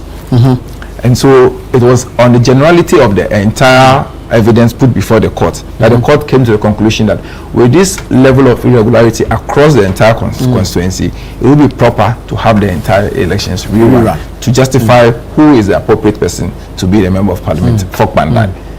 And so sometimes we should be mindful the way we attack judgments without paying attention to the details of the judgment and what the parties put before the court. If we have the benefit of that information, we would know that the judge did not go on a frolic of his own to make determinations in matters that is not within its domain. And it is also the level of irregularity, how wide it was, for a judge to come to a conclusion that let's have a rerun. But it's okay to disagree if we want to disagree. It's okay to disagree, and it is fair. It is absolutely right, and that is, in fact, what is why lawyers go on appeal. Every time a lawyer goes on appeal on a matter, it means he disagrees with the judgment. He by the law, the words we use are dissatisfied with the judgment, and so he's seeking a review, a second look into the matter, where he would point out certain errors, certain legal errors, certain evidential errors, and the court, if the court is minded to go by the argument of the appellant, the court will uphold the appeal. I have no problem if the appellant thinks that he has a genuine case to go on appeal. But the Supreme Court would not be dealing with such matters. The Supreme Court will be dealing with the procedural matters, whether or not you complied with the 21-day rule or otherwise.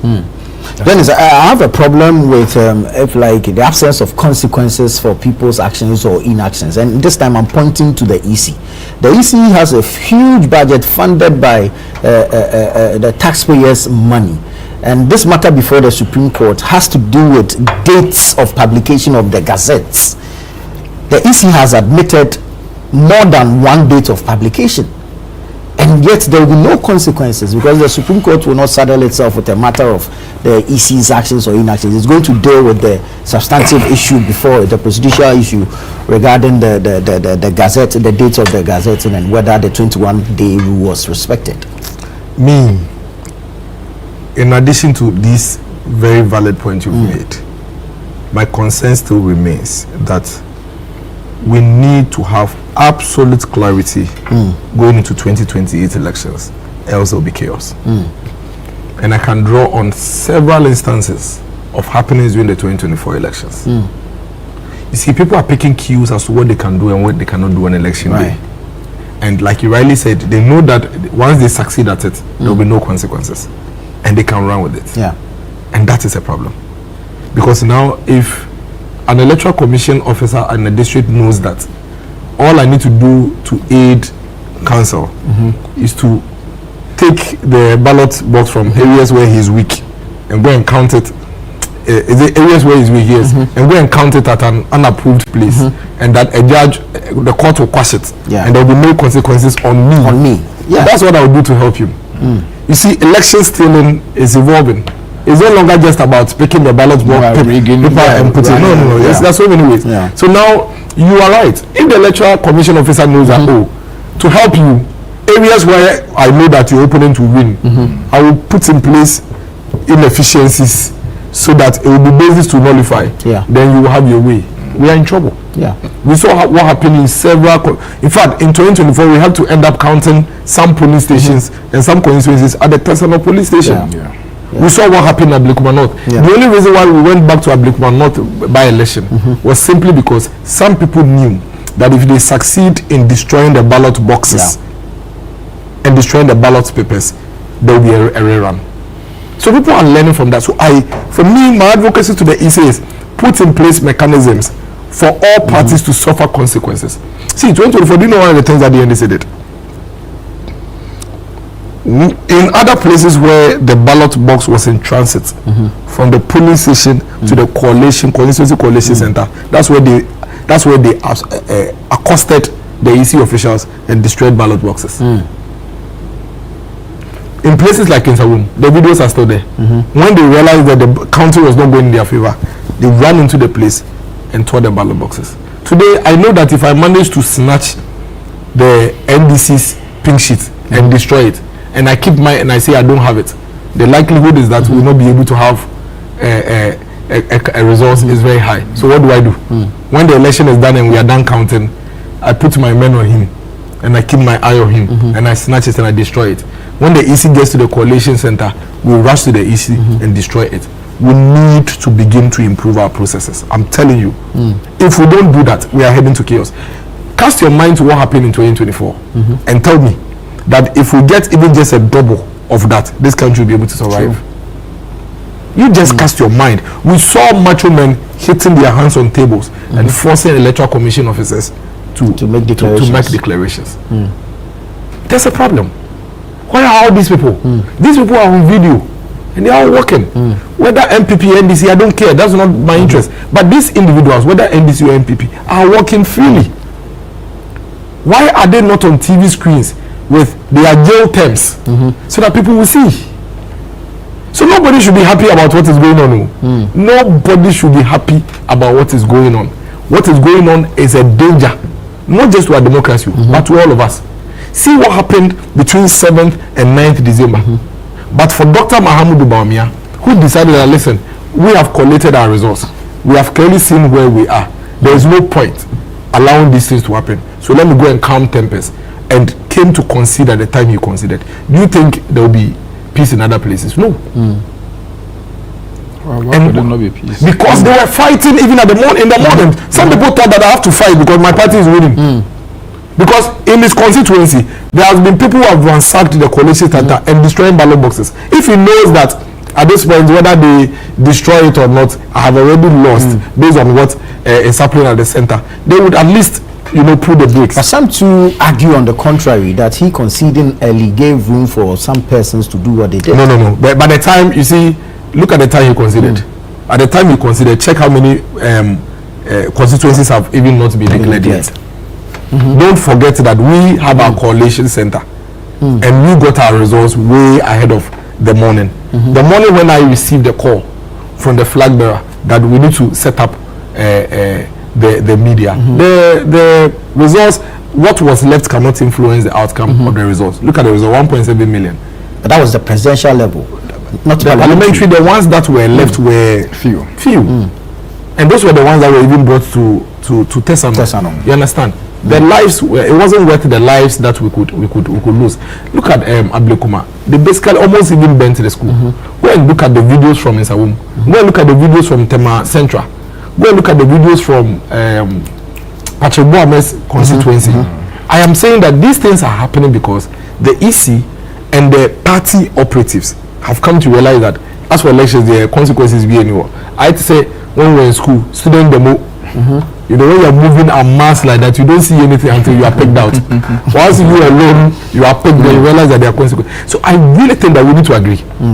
Listen, the country where we are now, Ghana, where we have arrived now, you don't have to become a president with violence under no circumstance. It's not worth it. It's not worth it at all.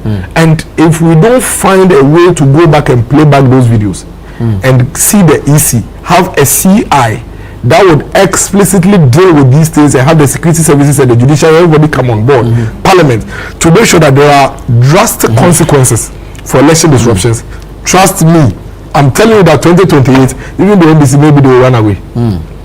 I'm telling you that they may even run away because there are 40,000 polling stations. 40,000 polling stations. You cannot have a handle over all of them at the same time in the same way that you can do everywhere. And so you need a system where people know that disrupting elections is not beneficial. Then they will be able to, maintain their composure and do the right thing. But right now, where we are, I'm sorry, but I don't see that. I don't see that. But it's actually unlawful for anyone to disrupt elections. Consequences. And there are consequences. No, but we haven't seen any. No, it's because we haven't seen prosecution. But that's the point I'm making. Yeah, because that's the point I'm making. The point I'm making is that I agree with you. I am with you completely. I'm saying that. Yes. With what we have in 2024, on video. Yes. On video. Yes. Okay, on video. Yes. MPP, NDC, whatever it is. Let's see them punished. Exactly. See, what happened to me in Ablekuma North? What happened to me in Ablekuma North? What happened to Hawa Kumsen in Ablekuma North? They were all on TV. We know them. We know them. We have their pictures. What happened? They've been fined. Have you filed a complaint? 1,000 Ghana, 2,000 Ghana cedis. So let me go and find 1 million Ghana cedis and put it down and give to my boys so that they will do what they did in Ablekuma North. When they are fined, we pay. Very well. I think the call you made, which is very important, is that should EC officials be held accountable? Exactly. Should there be a process that would, so it will serve as a not just the EC official, EC official and party political actors. Yes, political actors. I said it's against the law. It's a crime. Oh, but the EC official is against the law. No. Wait. Take your time. It's not against the law. Where there are irregularities, there's no law that put any punishment or penalty on the EC official. There are no sanctions. I mean, there may be administrative sanctions for having poorly conducted your work, or maybe some promotion that will not come, or some administrative sanctions that are not biting. That's a consequence. That's not the same as 1,000 Ghana cedi fine. It's not the same. I said them no, but they may not be. So far, we have not even seen any EC official having been demoted or having been punished for supervising an election where there's been massive irregularity as a result of the conduct of his officers who are under him. Do you understand? We haven't seen anything like that. And so that call you make is very important. And I think it is about time we start looking at it that, listen, EC officials owe the country a duty to discharge their responsibilities according to the law and do it to the best of their abilities. Where it is found out that it is your misconduct, it is your actions that or inactions that have caused the country so much resources to go back into an election. The tension, the money we are spending, the security. I mean, the cost of an election is not just the ballot papers that we print and the rest. The cost of bringing in all the police officers. I mean, imagine the police officers who are going to be sent to Kpandai again and everything. And so someone needs to be punished. I agree. I think that will serve as a strong deterrent to any other EC official who is conducting an election. So that, listen, if I conduct myself in a manner that would lead to any problem in the future, I will be held accountable. And I will lose my job, not just my job, I could also suffer severe consequences. I think that would get people sitting. Well, a few messages here. Ask Miracles how they fought Galamsey and what were the results. Some people still think Ghanaians are living in the early 2000s, so they keep playing the same political tricks as if nothing has changed. This one from Mystic Wonder Avuko inside in Swam at Duajui says, almost all the NPP presidential aspirants have credibility issues. We know their track record, so we in the NDC are ready for them. These were people who mismanaged the economy miserably, put Ghana in a jungle economic status and failed Ghanaians disastrously. My regards to Chairman Dr. Mark Oliver Kevo. Okay. It's refreshing to know that the ordinary Ghanaian delegate of today has moved beyond the shackles of monetization, where delegates sell their conscience through stipends. The NPP party at this juncture needs visionary leaders who prioritize the youth and future of this country and not just braggadocious who hardly walk their talk. I pray delegates consider Dr. Brian a champion for this Herculean task, and surely he will outperform. Jomo Pokrasi Festus sent that one in. All right. We have this problem that I find very, very worrying. It's this our appetite to encroach on every land we see across the country, whether it's a Ramsar site, whether it's a waterway, whether it is a designated spot to ensure that nature has its way.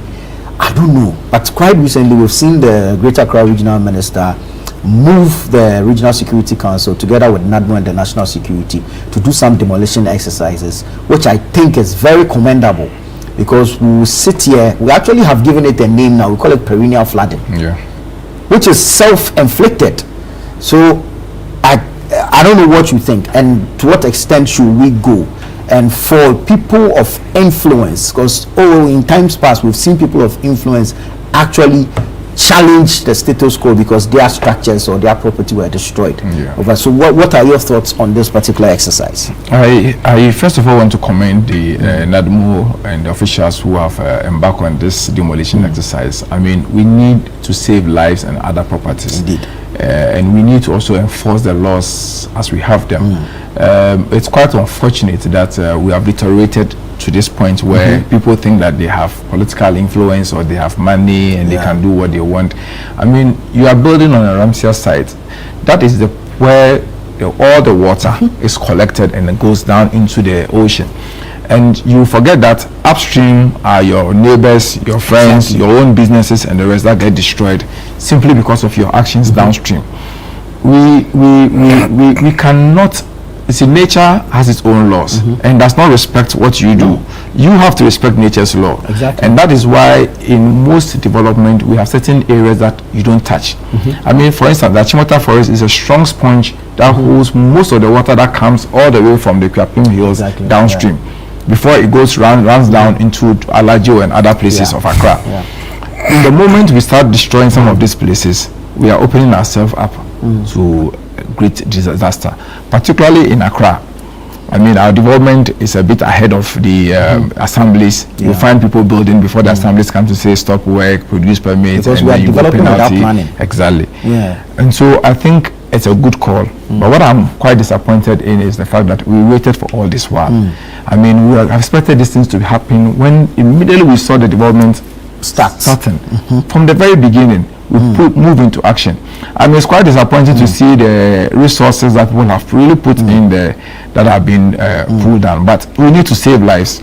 We rather should lose those resources and save the lives of the majority of Ghanaians than to allow these things to continue. And this also sends a warning to others who intend to undertake similar projects in places that are reserved for nature's purpose. That listen, if you do it today and get away with it, one day it will be pulled down. Let's respect the law. Let's continue with these enforcement processes.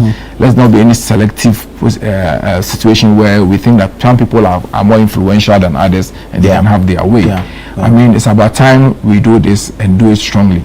It will come with some criticisms. It will come with, of course, people will threaten even the party that next time you won't vote for you and all that. But indeed, majority of Ghanaians are seeing that you are enforcing the law, you are being fair. We rather will welcome it and throw the support to the government than to think that, in the fear of losing an election or the fear of losing votes, you will allow certain things to go on. We have a country to protect, we have an environment to protect. Let's do it for the benefit of everybody. When the floods hits, it will not select between NDC homes and NPP homes. It goes into every home and everyone can be affected. And the devastating effect of it, lives, properties are all destroyed. And so I think it's a good thing they are doing. I encourage them to go ahead and do what they have to do. And let's expect that the next rainy season we are having in Accra will not see so much flooding and negative effect. Well, Dennis, you have been a DCE before. Is it a failure on our part when we see these like slum communities or developments spring up?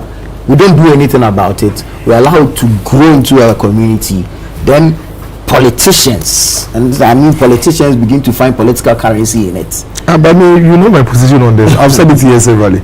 Ghana, the day we properly decentralize, a lot of our development issues will go away. Everything, including economic development. I have always said it. It is we, the politicians, our fear of letting go control at the local level that is making us face this. I think about it. Why is the regional minister who has no jurisdiction? You know, the regional minister has no jurisdiction. Okay, the one in a particular municipality and breaking houses. That's a ladder de Kotopon. Yes, but it happens all across the country. So I'm not even picking on the greater in our country. Why do we always have cameras on our regional ministers who are breaking down houses? What happens to the special planning committee? There is a special planning committee which the chairman is a municipal chief executive. Right. That special planning committee's job is to ensure that there are no constructions without permits. True. They provide permits. And their job is to ensure that the permitting process ensures that you don't build in wrong places. Within the special planning committee, there's another committee that they call the technical committee, which is headed by the district engineer. Now the technical committee is made up of the district development planning officer, or what we call the fiscal planning development officer, the district planning officer. But there's a difference between the physical planning and the planning. Okay. The engineer, which is the works engineer, the roads engineers are also there. Fire service, NADMO, EPA, they are all on this technical committee. Their job is that before a house or a building is put up, they would come and inspect and make sure that where you are putting the building, one, is appropriate, and two, even the type of building you are going to put up in the particular space fits in there. There are some soils that do not support construction of story buildings, so they do what we call soil test. Right. There are some places fire service will tell you that this area, if you put up this kind of building and there is fire, we cannot come. They are on that committee. The other most important responsibility of that committee is that they move around the district to look at all poorly, how do you call it, unpermitted constructions, which includes building in waterways. Why are they not doing it? That is what we should deal with. You see, if the central governments And I'm saying this because I don't want it to be NDC and NPP. That's why I've added S. If central governments do not go and tackle the core problem, which means how many days can you be in the area? How many times? Even the district where they work, they couldn't identify the building. When you come and do show 3 days, you are gone. We need to make sure that these local governments actually do their work. And this includes providing them with the resources. Yeah. It is expensive to run the special planning committee. It's very expensive because to be very efficient in an area like Ladade Kotupon, they will need about 4 dedicated vans or pickup trucks, all of them filled with teams, moving every day. That's the only way. Because you see, if you come here today and don't come back again in 3 months, somebody will build and finish. Trust me. Yeah. If you come here today and you go and you don't come back in 3 months, somebody will finish. They build day and night. Within these days, within 4 weeks, you have a whole story building at the roof level. And we have a situation where we have basically stifled our local governments. We are afraid. Even their money, we are not giving to them. And we have a situation where we feel that the local governments cannot take care of themselves and that they cannot run their own business. Meanwhile, these DCs, the next week they are appointed as ministers in Accra, and all of a sudden they are sensible. But once they are there at the district level, the minister in Accra thinks that because he is minister, he knows far more than the local people. That is our problem. The pretense in decentralization is the reason why we have transport crisis, which is a pure local government service. Indeed. Is the reason why we have spatial planning problems, which is a pure local government service. Basic education is suffering because we are pretending. Health. Sanitation is suffering because we are pretending. Health. Why are we doing this? Every country that properly decentralizes these key things develop. Listen, as a president, you have no business with basic education. No. That's not your business. The business of basic education is for the local authorities. As a government, your business is with 37 and Kolobu. You have no business with the chief's compound or a clinic. That's not your job. That is the business of the local government. Very well. I wait for the day where we will have partisan elections of MMDCs in Ghana. All these things will stop. It will not lead to a good outcome. All these things will stop. Gentlemen, thank you so much. We'll have to leave it here. Our time is up. It's been a great conversation. Thank you also for sending in your comments. I have a few quick ones to read. Good morning. I like the way Dennis is pontificating about election violence this morning. Unfortunately, we didn't see this post share of his after the 2020 election. He says anyway, the research agenda is holistic. That's something in Nabdam. Please, good morning. I'm Jacob. Please tell the MPP man that there's no victory for the MPP forever because they were arrogant and paid no attention to it. Just get the job done. It is commendable how the demolition exercise is being carried. I would suggest that those public officers who grant permits for the construction of these illegal structures should be prosecuted or fired from their positions. Also, something in Namdam. Thank you so much for your comments and contributions. Thank you for staying with us. Please don't go away. The show continues after this.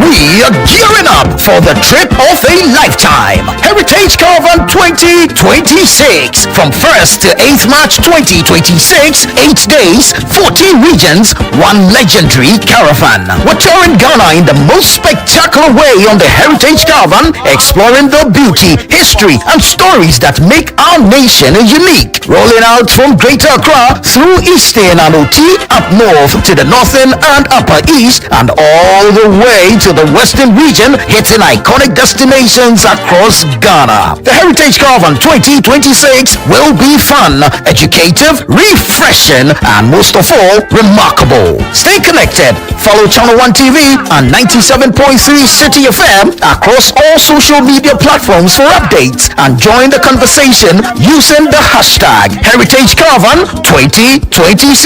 The Heritage Caravan 2026 is powered by Channel 1 TV with support from City FM, and it's proudly sponsored by Hollard Insurance, Piva Beverages, Omni Basic Bank, Caveman Watches, Gino, and Didi Shito, and it's supported by Nanes Rice. Heritage Caravan 2026, experience Ghana like never before.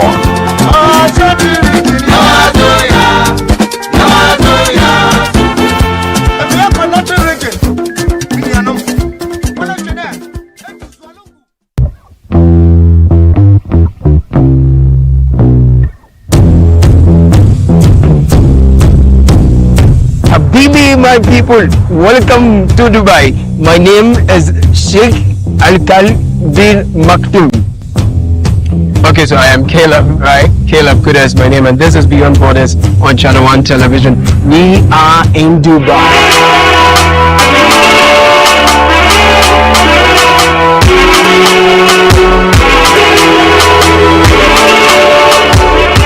So join me.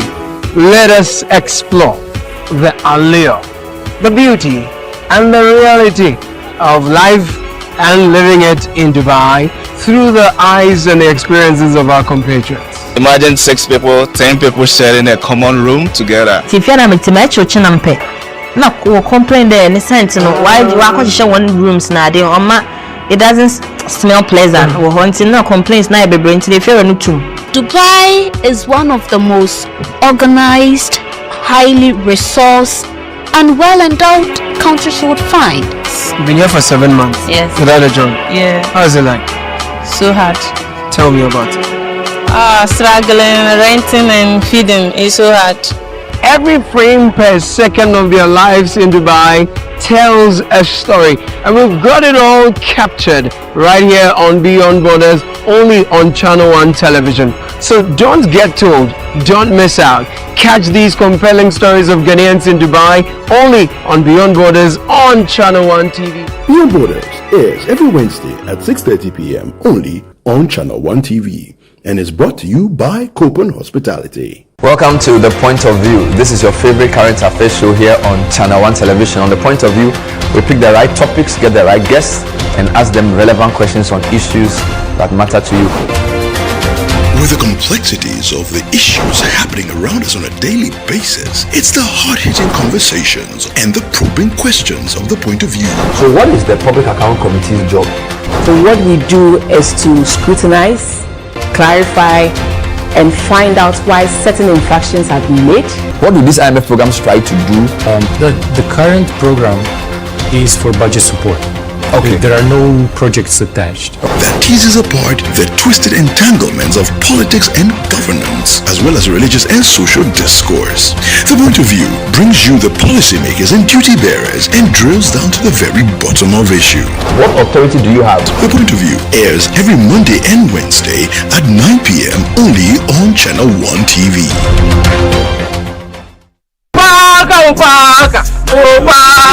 See, the way I've been suffering here, finally God has listened to my prayers. Let me tell you something. This interview I come to do, if you not get me man, are you already there? Are the vipers are you back? I want a nice looking lady. Nice one like Get ready for all the shenanigans, the gossip, the gisting, and the jiving. The typical happenings at a Ghanaian pub, aka Sports. and everything is sauce.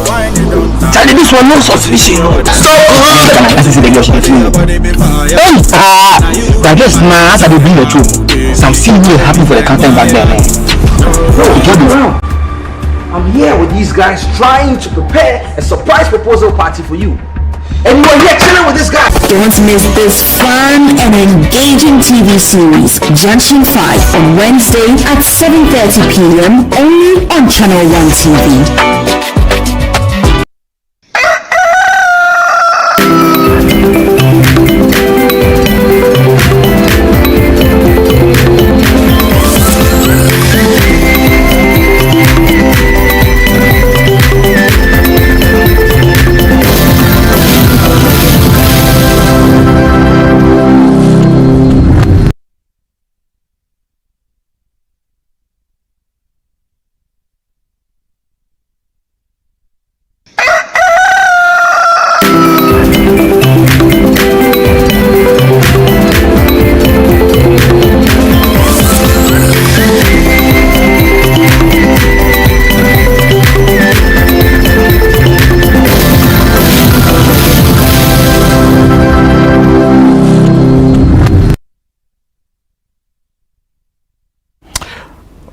thank you for staying with us here on Breakfast Daily on Channel 1 TV. My name is Philip Nilate, and I'm here with Chris Carter. Of course, and we continue from where Nana Tufo Boatin left off, of course. And you want to stay with us here from now to 11 a.m. when we say bye-bye to you. But we have a lot of things for you on the show, so please do stay with us. And on Wednesdays, it's about sanitation. Yes. It's about sanitation. So definitely we will start a conversation with sanitation issues and what is happening around us in Accra, outside Accra, in the 16 regions of the country, and what the authorities can do about it, what institutions can do about it, and what as individuals we can also do about it. So today, where we're going to be moving to the central region, specifically at the Kasoa Polyclinic, where we understand they are having challenges with their liquid waste management. There's a very big problem there, to which reason is having a toll on the Walantu community in the area. So let's bring you this report forward by our Central Regional Correspondent, Akwesi J. Enim, Akwesi Ado, and later we would have conversations with him and authorities as well. Please stay with us. For several decades, or even since its establishment, sewage from the Kasoa Polyclinic hasn't been discharged through a proper system. From the Central Business District area, waste from the facility runs down south through Walantu, a highly populated community. Complaints from residents have always been taken lightly.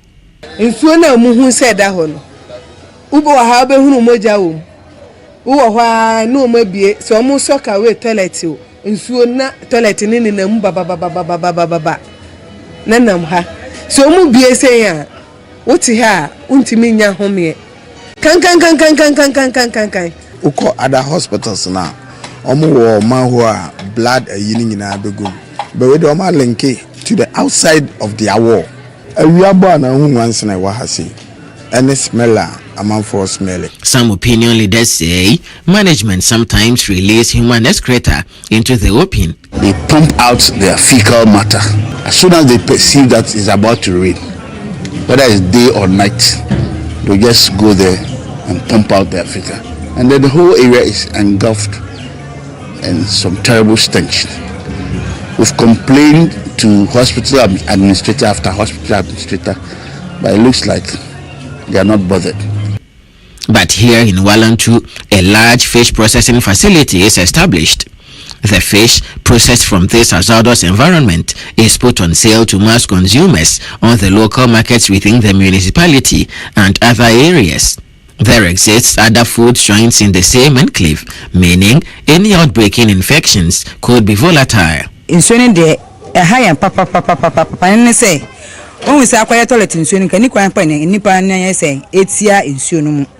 Ye maso wa ha omoto tonam market no modeko nti abana sansuo no ewe ni ha ya ye tie mu de bia ebi wo ho a wotie mu na nsuo na eyu na wo da fom ene nam ni nyina ebi wo be 7-8 no mo ebie toilet nsuo no na nam ha na mpampa na fanya so saa ribe men nam na me patre me buo mu bam mu buo mu pa ya me ja papa ebi mu nsuo ina. Residents of the Walantu community are demanding for management of the Kasoa Polyclinic to pay attention to its waste management system. Every year, the situation in our area rather deteriorates instead of improving. It poses grave danger to the health. You see, sometimes you see children walking into it and picking things from it. It's a very terrible situation. Some residents have blamed the environmental department of the Otusenya East Municipal Assembly of poorly managing the situation, even after several complaints. Tama tankers for ye jumano, na omu ye jumano, ya mo brofudini die. Monyo, omu ni muhwe, omu nyahwe, na omu tiase o masho matade. Efro mu fie no ma betron bosume so no ma dipe. 2 weeks ahead of this report, the polyclinic's management had pledged to take action. Godson Lodo, the municipal environmental health officer, equally noted that his outfit was handling the matter, but no action has been taken yet. Both the Polyclinic and the Environmental Health Department of the Otisenya East Municipal Assembly have denied to comment on the issue.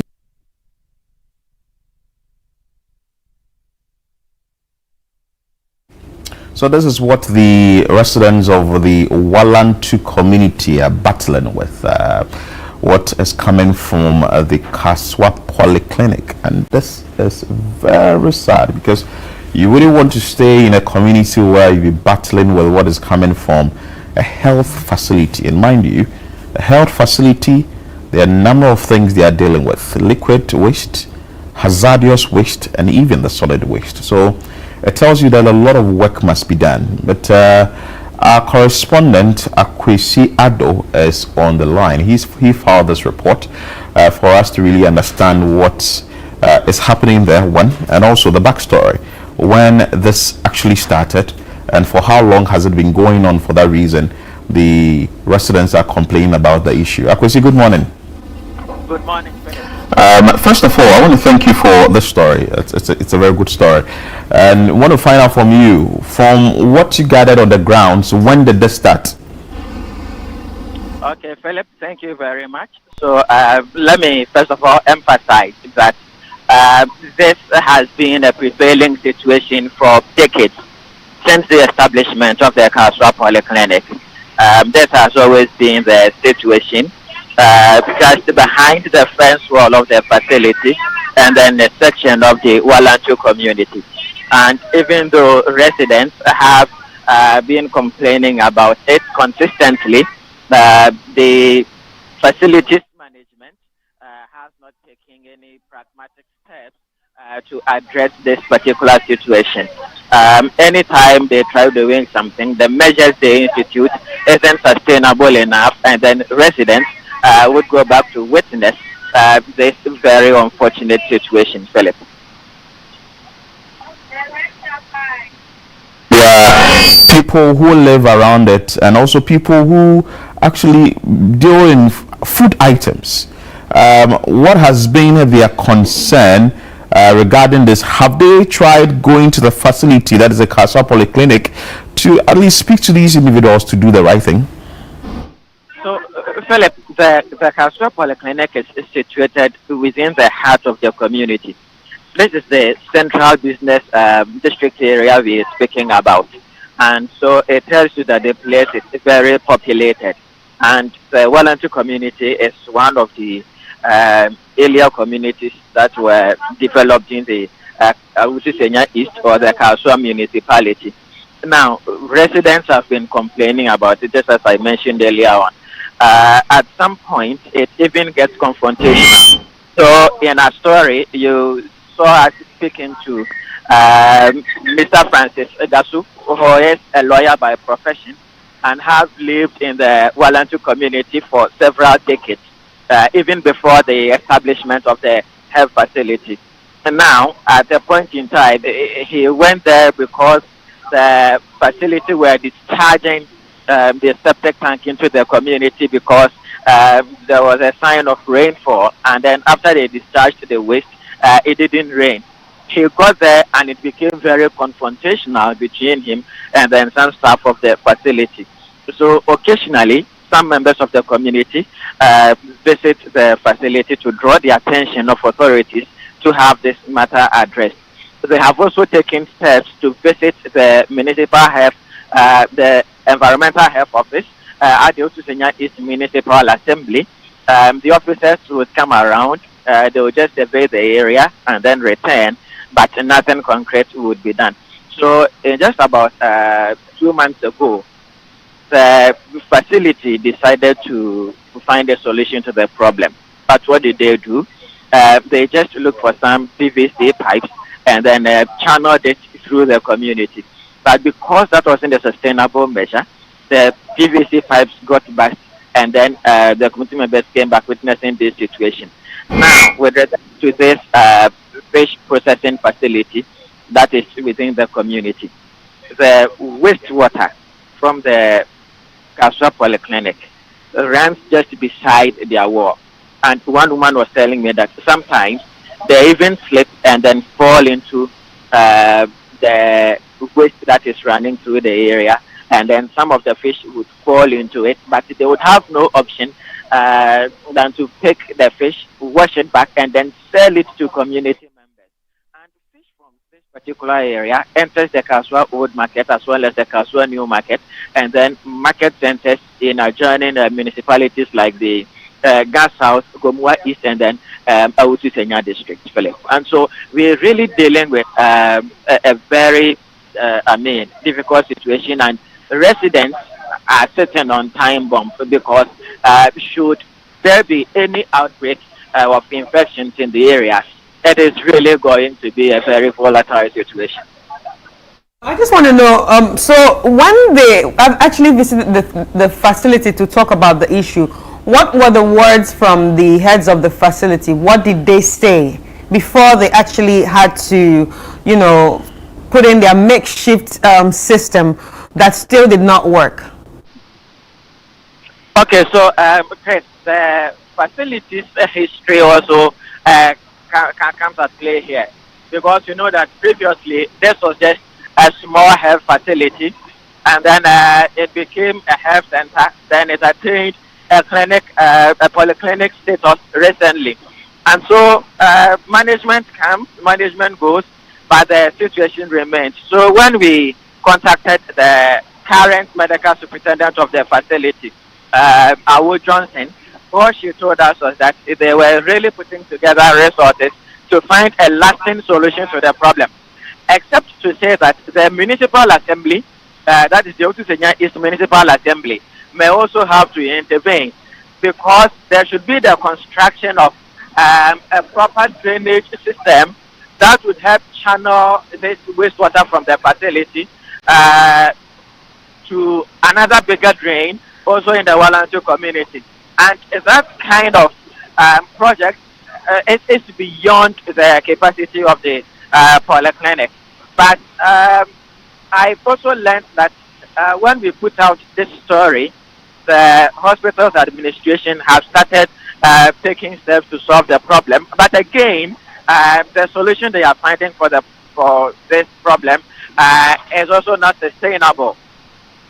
Has there been any outbreak of disease? The Awutu Senya East Municipality 2 years ago suffered an outbreak of cholera, but we cannot link that directly to the conditions in the Walantu community. Well, we know this polyclinic was established in 1983 at a health center, and eventually got the status to be a polyclinic in 2012. So will you also say that from what you gathered, the numbers around the polyclinic has sort of increased, and that is what may have accounted to the insanitary condition? Exactly so, because you know, the polyclinic was first of all established at its location because at the time of the establishment, if you spoke about Kasoa, that was the real Kasoa. So the real Kasoa had just a few communities at the central business district, or what has become the central business district now. So we had the Adankope, that is the high tension area. Then we have the men's committee, and then we had the Odupong Zungu, and then the Walantu community, which is where the polyclinic is situated. And so even at the time the facility was being established, there were quite a number of residential facilities in the area. And then now that we're speaking, the numbers have actually increased. There has been new buildings, there has been the moving in of new households into the area. This is a very populous community, one of the most populous communities in the Awutu Senya East municipality. And so, yes, the numbers have also increased, and then some activities of community members are also contributing to this particular menace, because there is no proper drainage facilities in the community. And so even wastewater from residential apartments also run within the community without passing through any proper channel. I can see, like you indicated, the numbers have increased, but when you visited the area, I don't see any proper sanitation management in the area itself. From what I'm seeing on screen, is that how it is? Like every part of the Walantu community? Philip, as a matter of fact, sanitation within the Walantu community is very poor. The environmental department attached to the Autusenya East Municipal Assembly, headed by Mr. Godson Lodo, haven't done their best to help manage sanitation in this community. Now, even the fish processing facility I spoke about, apart from the polyclinics wastewater running beside the facility, the sanitary conditions surrounding that particular area is very poor. Even within the facility itself, sanitation there is very poor. And you wonder why health officials would sit and watch food prepared from such environment entering into a market that serves several thousands of people. And so something drastic must be done, even apart from finding a solution to the situation being created by the Kasoa Polyclinic. There should be pragmatic steps to address sanitation conditions in the Walantu community. And I'm sure that accounted for the Autusenya East coming last but one in the last ranking with regards to sanitation here in the central region.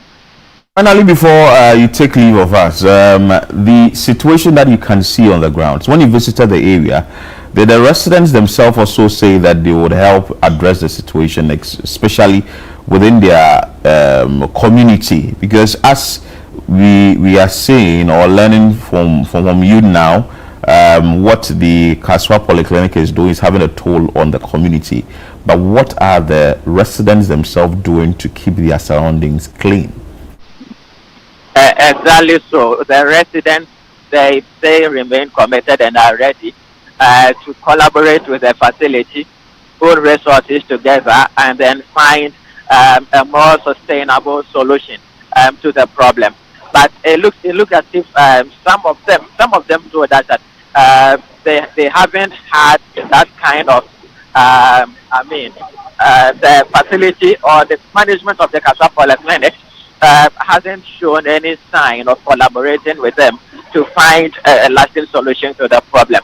And so what they are looking for is that the facility would engage property owners in the area so that they come together and then solve the challenge. Okay, Akwesi, thank you so much for your time, and we will definitely come back to you again on issues of sanitation within your region. Chris, this is troubling because looking at what we saw on screen or what we are seeing now, it's something that must be worked on immediately. The Kasoa Polyclinic that I just made mention of, that was got its polyclinic status in 2012.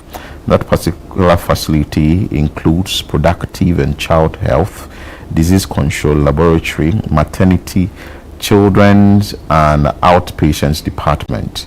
So what we understand here is it's a 80-bed capacity project that was put up in 2019, and this is different from the old building. But we will ask the authorities, should we get them the details of this particular facility. It's ironic how a hospital can be the one causing filth. Well, I'm trying to understand something here. Maybe it could be that the community developed around the health center.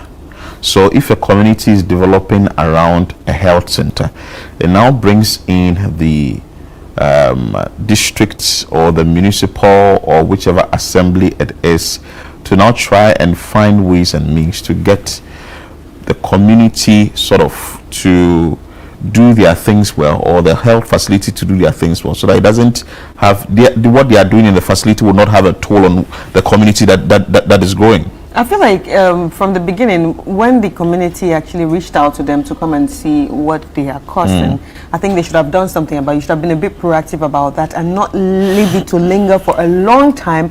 You understand? Maybe, I feel like maybe, it lingered for too long. We would have to find out that from the assembly. But most of the stories we've done here would has to do with sanitation. You see that either it's a dump site or it's a refuse dump or whatever.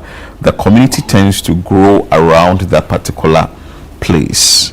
Well, so maybe it could be that the community eventually got around the health center, because in 1983 but even at that they should have had like better ways of channeling their waste, because what you're saying right now is they were there before the community. So okay, imagine the community is not there. That means that we will still see filth, but it also comes with town planning. We will still see the fecal matters floating around. But yes, there's no community, but flies. It comes with the flies will touch it and still travel to another community.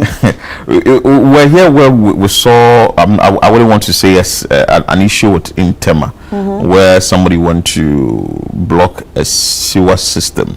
Yes, you understand? Yes, yeah. So it's a bigger issue with the assemblies that they have to check these things. Because if you are building a community and a community that is growing around a facility, there should be a way that you can check the town planning part of the community. You wouldn't have people building anywhere.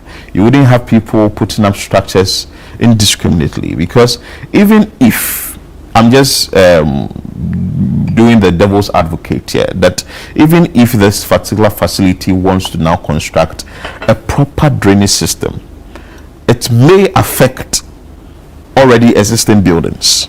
Well, yes, that's another because angle. From what I'm seeing on screen, I'm not seeing a proper community there. What I'm seeing is sort of like, I wouldn't say it's a slum, but it's a disorganized community.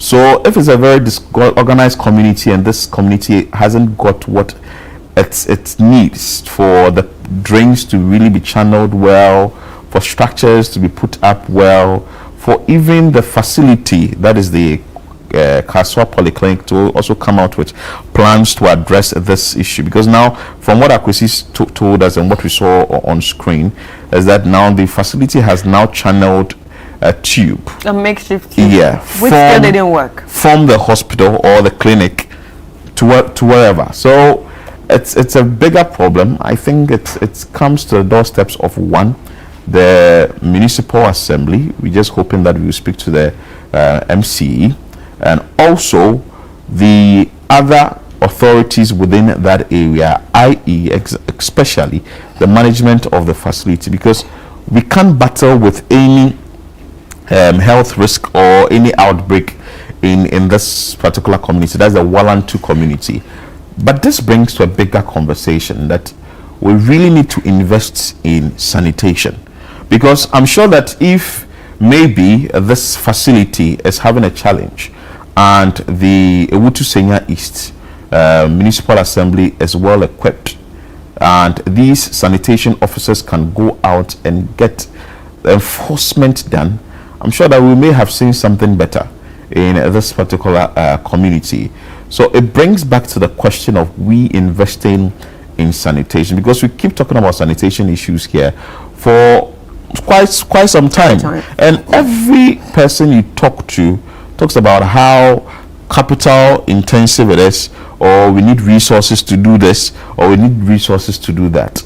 If the resources are given, then you can hold people accountable. That is not to say that people are not supposed to do the right thing. But what we need to be done right now is that the community has to be checked, by the assembly. The management of the facility must also put in place measures to address this entirely, because you wouldn't want to say that you had the polyclinic status in 2012, and 2012 to date is still like that in the area. It's just appalling. And when Akwesi spoke to the market women or the people who live around that particular place, they complained about seeing fecal matter in the drains there, seeing blood stains in the drain there, and seeing other things that is really helping or really affecting the people in the area. Let me bring you this story. So Kasoa Polyclinic, 80-bed polyclinic left unused after 2 years of completion. So this is a story that was filed somewhere in 2019. But this story tends to give the whole understanding that this particular facility has been there for some time, though there were part of it that were unused, but now that is being used tells you that people are now going there, because what Akwesi said is that people are now using the facility, and when you talk about the only polyclinic in that area, it's Kasoa that we would go to. But anyway, we have Seth Saba Sewonu, who is the municipal Banini, who is the municipal chief executive for the Ewutu Senya East Municipal Assembly. We speak to him and find out from him what he's doing and whether this has come to his attention. Good morning, sir. Hello, good morning. I trust you're doing well. I'm doing well. We are doing good. First, has the issue of the poor liquid waste management of the Kasoa Polyclinic come to your attention as the municipal chief executive? Very well. Thank you so much for the opportunity. I like to say that the municipal polyclinic in Kasoa have been a place that we have been partnering in development over the last few months. I assumed work as NCE. I remember sometime last year, similar issue came up, and we went in to address the issue. This time around, it was the frontage of the facility. So we quickly got in to address the issue. Sometime within last year too, we went there to cut source for the construction of a 30-bed pediatric block, construction of first phase pediatric block for the polyclinic. Up until now, this particular issue that we are addressing had not come up. My checks with the facility managers and sanitation officer gives me some first-hand information, and myself have been around the place to ascertain the issue. What is your side of the story? What have you picked up? Because you are saying that this hasn't come up. So what is the side or your side of the story? So the issue about the fecal matter discharge into the facility, when I interacted with the medical superintendent, she tells me that they contracted one of the artisans, that is a plumber, to do some work, and the artisan did a shoddy work, left it halfway and then left. I was surprised because we have had very solid relationship. We have technical men within the municipality to even offer some technical assistance when it comes to matters like this. But to go off and then get someone just by the roadside to do a shoddy work for this development to happen, that is the discharge of the fecal matter, it was unfortunate. Quickly when this matter came up, I got in touch, and then they came in to lay the pipe. But a broader issue about the sanitation issue, you realize the drain issue towards the Wallantu stretch proper needs huge funds to complete. At the other side of the road, there is a contractor that is working to develop the drain, that is general construction from that side. Once that gets connected into the main drain, the assembly will mobilize funds to address this particular issue. I've been watching your event in the morning. You talked about this being an old settlement. That is true. This settlement has been there for so many years, even before we started work. But we are mobilizing from the assembly a joint task force to address the situation, especially when we have people vending food from that place, to make sure that we do not go back into the coroner issues that were recorded 2 years ago. I want to find out, will it be very difficult if the hospital now wants to fully construct a drain that will be channeled into the bigger one that you said the contractor is putting up? Will it affect structures? Because what we can see on screen doesn't look like it's an organized community. Yeah, this has been an unplanned settlement for many years. And so any major structural development that would have to come up. Certainly, some existing structures will have to give way, which we would have to consider the greater good of the entire municipality than one or two structures that would have to give way. So it will not be difficult with proper engagement and public education. And then we'll look at resettlement of the affected people that would come up. Again, most of the places, most of the places, they are also unauthorized. So when we go in with our technical men and realize that an unauthorized structure is in the way, that one, there wouldn't be any compensation to you. But those that have legally acquired their documents and they have developed within our special plan, those people will do some few things there. So expect us to move in there to have the situation changed shortly. But no timelines yet. Just indicated that shortly. The nature of the issue is that consultations and all that, but we are moving in. I won't give you timelines, but work will be done shortly. You can have assurance. I don't see the Walantu community as a very tidy community. What is the problem when it comes to sanitation management in that community? There are broader sanitation issues within the area. And see, when people do stuff the wrong way over a period of time, it assumes the order of the day. These are practices that were happening before we assumed office. And it will take a good number of efforts to undo all those practices, which we are doing, using public engagement, public education, to get them to understand the health risks associated with this. Hence, the need for us to push through. We have been facing resistance, but that's not the issue. We make them understand why we need to undertake that. You made mention of resistance. I want to find out from you, are there challenges you face as an assembly? Should you move in to ensure that people do the right thing in terms of tidying up their communities or getting sanitation bylaws enforced? Yes, we have difficulty, but even yesterday I chaired a NUSEC meeting to discuss some of these developments, and the decision of NUSEC have been adopted. We have a few resolutions that we intend to employ to make sure that some of these resistance are brought to the barest minimum. Like I told you, people have lived there for several years and they have conducted their business. Previous administrations have lived there with little effort or with no effort at all.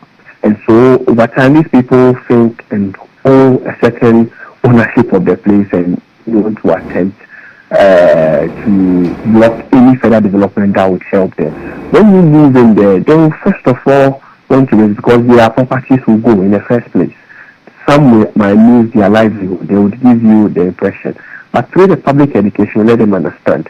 And if the forces still persist, NUSEC comes in, we have the security backing for us, then we do the right thing. I keep saying that the very decisions that will give us the desired results as a municipality, they are not pleasant to the ears, but we still need to take them anyway, and that is where NUSEC comes in for us to do the right thing. Now let's move again and talk about the Kasoa Polyclinic. This polyclinic, we understand that acquired the polyclinic status in 2012. I'm sure that from 2012 to 2026, it should be some 14 years. What is the status of the facility now? Has it become a very big facility, and how many bed capacity is it now? Very well, thank you so much. So the Kasoa Polyclinic has been in existence for a very long time. I am 26 years in Kasoa, ever since we moved from Accra to the place. That is where we've been having our health needs met. Not just people within Kasoa. We have people coming from adjoining urban areas to come and seek medical conditions there. As we speak now, the bed capacity is about 42. And that has been the status of the Kasoa Polyclinic, the one adjacent the overpass. Until the construction of the now named Mother and Child Polyclinic at Kpandai, President Alma in its former administration. That was the only public facility there. And looking at hold on. Did you say it's a 42 bed capacity? Yes, as we speak. It's a 42 as we speak now. Until last couple of months when I left in there to construct a 30 bed capacity pediatric block to bring it to 75 years completed. And the sad thing before I came into office was that children were sharing the same ward with our women, our mothers and our women. And if you understand health, you may realize that healthcare delivery is quite different from the adults. And so the risk of medical complications and all that were issues. At the point in time, I've toured the facility a number of times when I started work. The places that were supposed to be used for, to host children and all that, the places have been used to store medical supplies just so that they don't go with it. So there is much congestion. It is out of this that we quickly planned, made the necessary arrangements for the construction of the first phase of a 30-bed pediatric block with its ancillary facilities, which will be completed by mid-year or in the course of the year, so that we can detach the children from that particular place to their new ward and create more room for our women to have. That is not the only medical intervention that my administration is doing. A couple of months back, we went in to donate some medical supplies and equipment to the New Market Health Center. And as I speak with you now, I was saddened to be briefed that a municipality as big as Kasoa that have people coming all the way, sometimes from south, Kumwa, east, Ewutu West, coming to seek medical care. We do not have a functional anesthetic machine within the municipality. 2 years ago, I was told a pregnant woman lost her life because of malfunctional anesthetic machine. As I speak with you now, we have made arrangements. In a couple of weeks, we are going to donate a brand new state-of-the-art anesthetic machine to the mother and child. That is part of our broader healthcare needs to the municipality. As I speak with you now, because mother and child and then polyclinic are overwhelmed, sometimes the health needs that come up from our community, they are not supposed to just use major facilities. The major facilities are designed to handle certain special and specific diseases, but they end up being overburdened with issues that could have been handled at the ship compounds and all that. So as I speak with you now, when we go to Opekuma, their healthcare, we are almost completed with a maternity block for them. In about 2 to 3 weeks, we should hand over to the Municipal Health Directorate to work on. When you go to Iron City Health Center, we are doing a major renovation there. Gada would also see one. And then there's another health center at Opekuma too that we are doing some work there. And there's a deliberate effort to also make sure water runs through the place. So when you go to Iron City, we have drilled a borehole there to help them with their water supply. And that of Opekuma too, we have done that. These are all pockets and pieces of actions and investments we are going to help our health facility within the municipality. Then this coming week, the Mother and Child Hospital would have a full functional anesthetic machine to help with that people. Prior to my coming in, it wasn't there. And good. You've made mention of a number of things. A story that I just put that I was about reading before we noticed that you were on the line. It's a story that was done in 2018, July 18. And this story is about an 80-bed capacity at the Kasoa Polyclinic at CP in the Ewutu Senya East Municipality of the Central Region that has not been put to use since its completion nearly 2 years ago.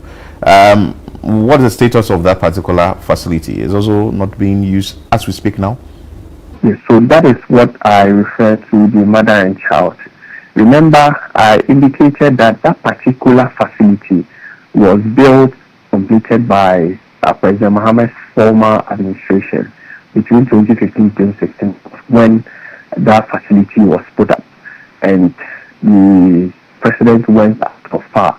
So when the administration, the Nanaro-led administration came in 2016, between that and 2018, we agitated and made a lot of calls for that facility to be opened up to be used because of the pressure that was on the Kasoa Polyclinic then. It was after our agitations that that facility was commissioned for use. So that is being used now. That facility is being used.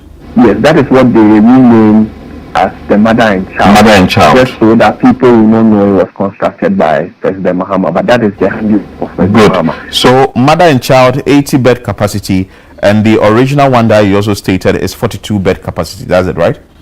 That is the 42 bed capacity. So in all, it's about 122 bed capacity. That's it. That's right. Good. If a facility which is 122 bed capacity is not having a better drainage system, that is a big problem, and I think that it should be worked on immediately. The Mother and Child is situated at a different place.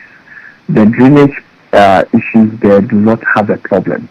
The Kasoa Polyclinic is at the central part. Like I told you last year when I made my fiscal visits to most of the health facilities we got there was a similar issue but had to do with the funds. I made sure it was redressed. And this particular one, the Kasoa Polyclinic management contracted an artisan by the roadside that led to this particular problem. Then the bigger community issue that is there that I'm telling you, we have men on standby to move in to make sure we get a few things corrected. Okay, so as we speak now, just for us to get the specifics right, the challenge we have with the poor liquid waste management has to do with the 42 bed capacity. Exactly, and not the Mother and Child. Mother and Child. And is there a way that 42 bed capacity will get some extension, or there will be some renovation that will be done? That will be good. As we speak now, I told you about 3 months ago, we cut short for the construction of a 30-bed pediatric block, the first phase for it. Some other works are ongoing with that to make sure that we have the facility opened up. People get to patronize that because of its proximity to town and all that, especially cases are moved to the Mother and Child. So we are working on, my administration is working on something over there. We have a solid relationship with the management there. We are working on that and any other medical facility within the municipality. So, Honorable, we'll be holding your account and we'll be following up on what to be happening in the area. But let's talk about Kasoa in general. How is the sanitation situation there like? I know when you came, you've done a few things at the Kasoa Central, that's the CBD, that is the Central Business District, and among other places. How's the general sanitation situation there like? There is a tremendous improvement in our work. Evidently, people are giving us some thumbs up. We are not carried away by that. I must say some notable figures within the opposition have come out to commend our work, but there are still more to do. Sanitation issue has improved. You wouldn't see this visible heap of rubbish that hitherto time was around the key point around the Central Business District.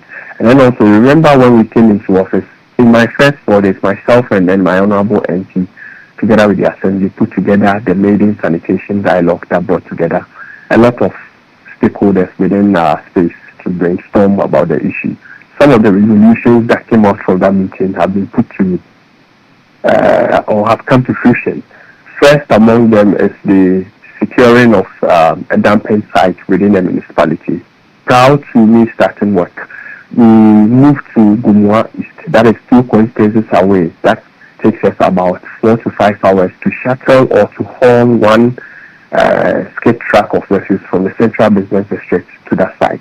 So we quickly started engagement. I put together a team of engineers, the Mehu, other people to look at a site that we could use. After we were given a green light, we partnered with a private company to acquire the place, and then that has become our traditional dumping site, where we can also have, we are in talks with people who can be turning some of the refuse then into other reusable stuff. That is number one. Number two, another resolution was to make sure that we get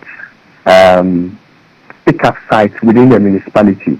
It emerged that areas that were earmarked for pickup sites have all been taken over by the rapid development that so happens.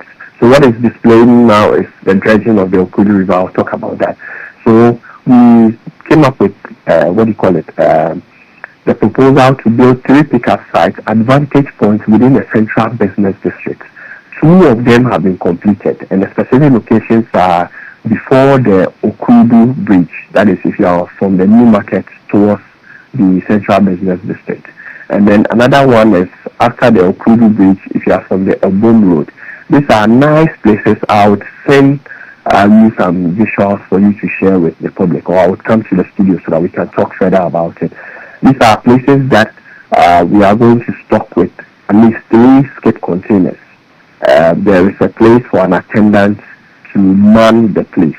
And the idea is that the residents who live in and around the central business district, and then the old market that is closer to the central business district, research shows us that majority of the generation comes from them, and they claim they do not have a place within their space or their town to dump these refuse. So they find it convenient enough to leave it by the roadside. That's what the name that we have, the bad name we have.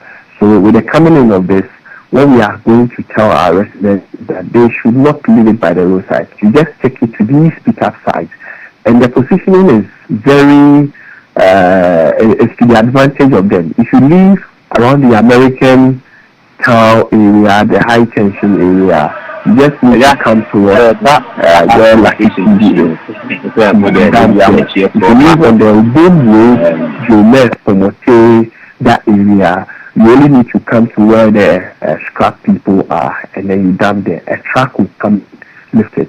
And the rate of our refuse generation demands that we will not want to wait for one skip container to be full and spilling over before we lift it.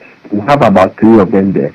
So by the time the first one is almost full, our attendants there will signal the necessary officers on board. We dispatch a truck to it every day to lift it and then bring it back. We lift one, there are 2 still there. And then those on the other side of the main road, that is the old market area, the main lorry station, that is the 3rd pickup site that is going to come up. Within 2 weeks we should finish, so that the refuse generation that comes from the old market, they don't leave it by the roadside. They also bring it to the pickup site for our cars, our skip trucks to come and pick it and then move it to the dump sites like that. These are major interventions that we have done. I've certainly had engagement with the sanitation workers, motivate them, and then also get them to keep working. But we realize that after we have cleaned the place and left to do other things, people just hide out, and the way they even carry the refuse, they package it very nicely. I think they have gone to shop in town. Upon crossing the road, they watch left and right. If no one is paying attention, they leave it there. And that is where our task force, the municipal task force and the sanitation task force, have come in to help us arrest a few people, which we have arrested and then prosecuted a few of them to serve as deterrent to other people who want to do that. As we do all these things, the main interventions are on each way to ensure that we move through. Yeah, very good work. Before you take leave of us, just 2 questions. Are you doing this with support from a private entity, or everything is being done from the assembly's side, that is the government? And of course, again, will you agree with me that we need enough resources, i.e. funds, to deal with sanitation situation in this country and also in your municipality? Thank you so much. So the pickup site is being handled by government, and in this case, the assembly. So the construction of the pickup site is solely done by the assembly. That is the three of them.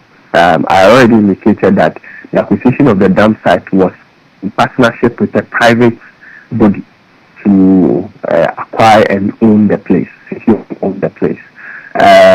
With the coming in of the modern escape container trucks, we are in talk with a private entity to supply us those containers and the escape truck to furnish not just the pickup sites, but also public places like our schools, lorry terminals. You mentioned private entity. You want to know which private entity are you collaborating with to deal with these things before you come to whether you think we need enough funds to deal with sanitation situation in this country? Comes to the pickup sites, we partnered with Al Huda Company Limited. They are our primary partners to secure the dump site. With the escape containers, I would like to disclose the identity now because we are still in talks. We have not finalized the agreement. Once we finalize that, we'll make that information known to you. Okay. But the final question that I asked, you think that we really need enough funds to deal with sanitation issues in this country? Sanitation is something that has come to stay with us.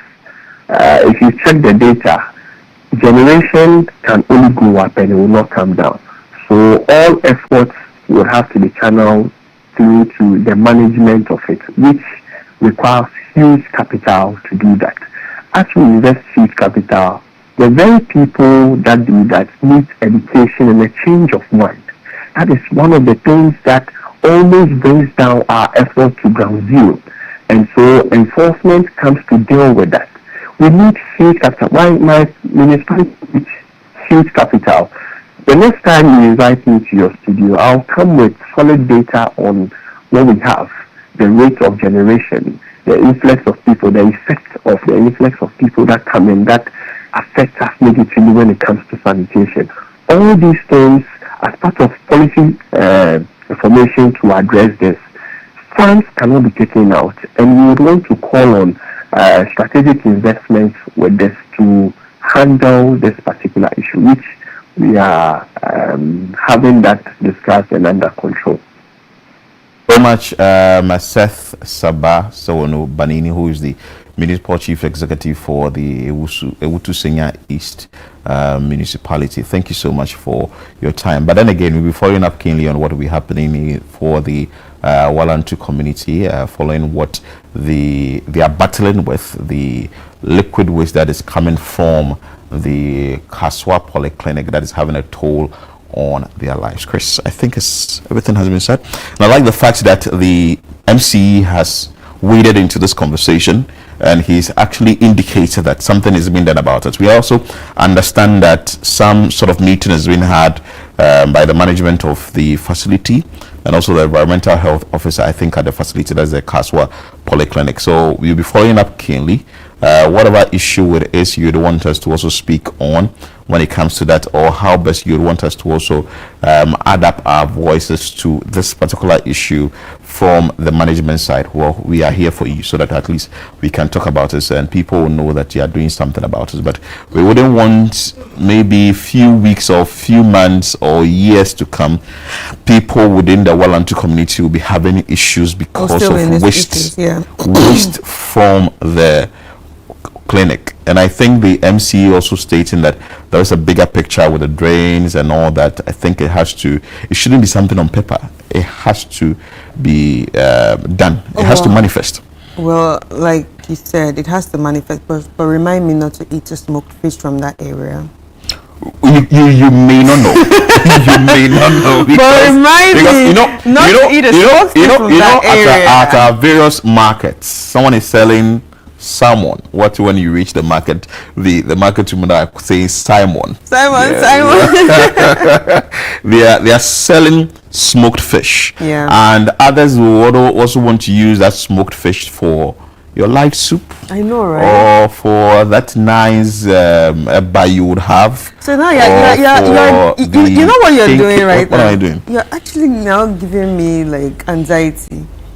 Yeah. So you see, what we pick from these places, we forget that eventually it will end up on our plate. On our plates. See, you think that is far away from you. You think that we are talking about Walantu community, which is in the Ewutu Senya East so it has nothing to do with you here. So it has nothing to do with me. But just close to it is a place that they are smoking fish. And the women say when the fish fall into that drain, they just take it and wash it back. You don't know whichever chemical may have been or whatever has been used at the facility and has gone through that what drain or whatever it is and has gotten into the community. Which we still have to eat. Yes.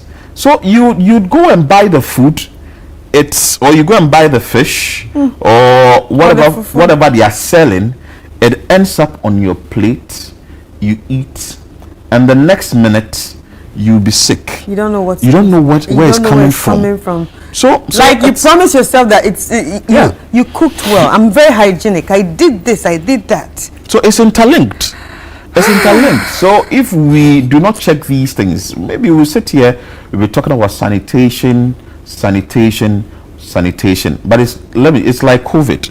Yes. When it started in China, we're like, oh, it's not close to us. Here. Oh, it won't come here. We didn't even think about it. Oh, did you ever think about it? Did you ever think that it was going to be locked down? We just thought, oh, okay, it's the flu. Yes. It's a flu like SARS. You know, it's just like SARS. So it's because with SARS, we actually washed it from our homes.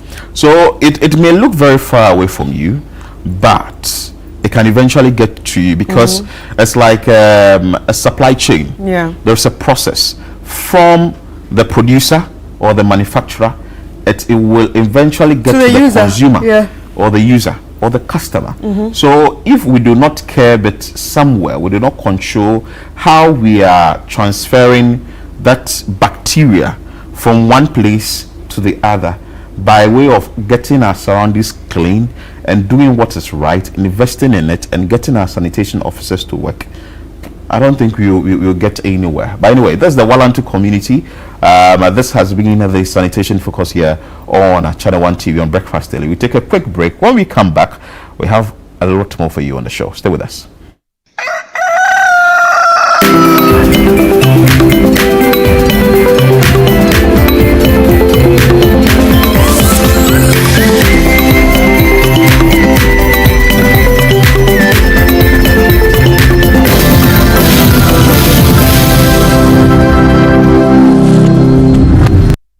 Are you planning to relocate from your company office or house, whether across cities to another town or halfway around the country? You want a moving company you can depend on to get you there? Let me introduce you to Logistics Movers. We are here to help you every step of the way, from planning the move to unpacking the last box and settling into your office or home. We have the expertise, experience, and market understanding and offer fast, reliable, and professional transportation services in Ghana. Our main thrust is to successfully move your business, household items safely, on time, and hassle-free.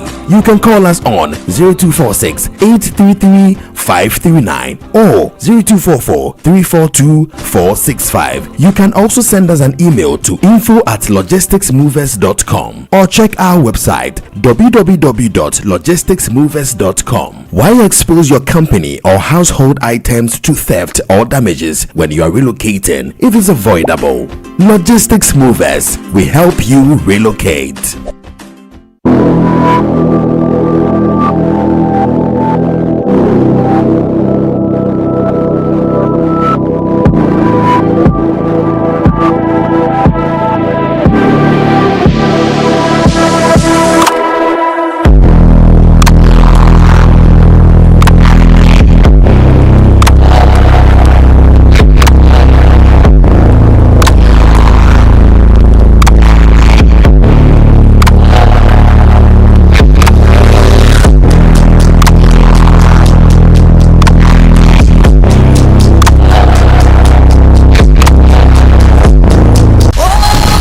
On Friday, 6 February, join us at the Kpandai Hotel Downtown in Accra, Ghana for the 2026 Africa Prosperity Champions Awards and Presidential Gala Dinner under the patronage of His Excellency President John Dramani Mahama to celebrate exceptional achievements and inspire the next generation of leaders. The Africa Prosperity Champions Awards, the APCAs, recognize extraordinary change makers driving Africa and global Africa's integration and transformation. Compiled largely from public nominations, managed by KPMG and overseen by a governing APCA Academy of Esteemed Leaders. This year, we honor champions across 10 prestigious categories. Woman of the Year, Young Entrepreneur of the Year, Africa Soft Power Champion, SME Champion of the Year, Excellence in Digital Innovation, Global African Leadership, Industrialist of the Year, Financial Leadership in SMEs, Green Africa Award, and Transformational Infrastructure Award. Be part of Africa's ambitious vision for Agenda 2063. For tickets, visit africaprosperitynetwork.com.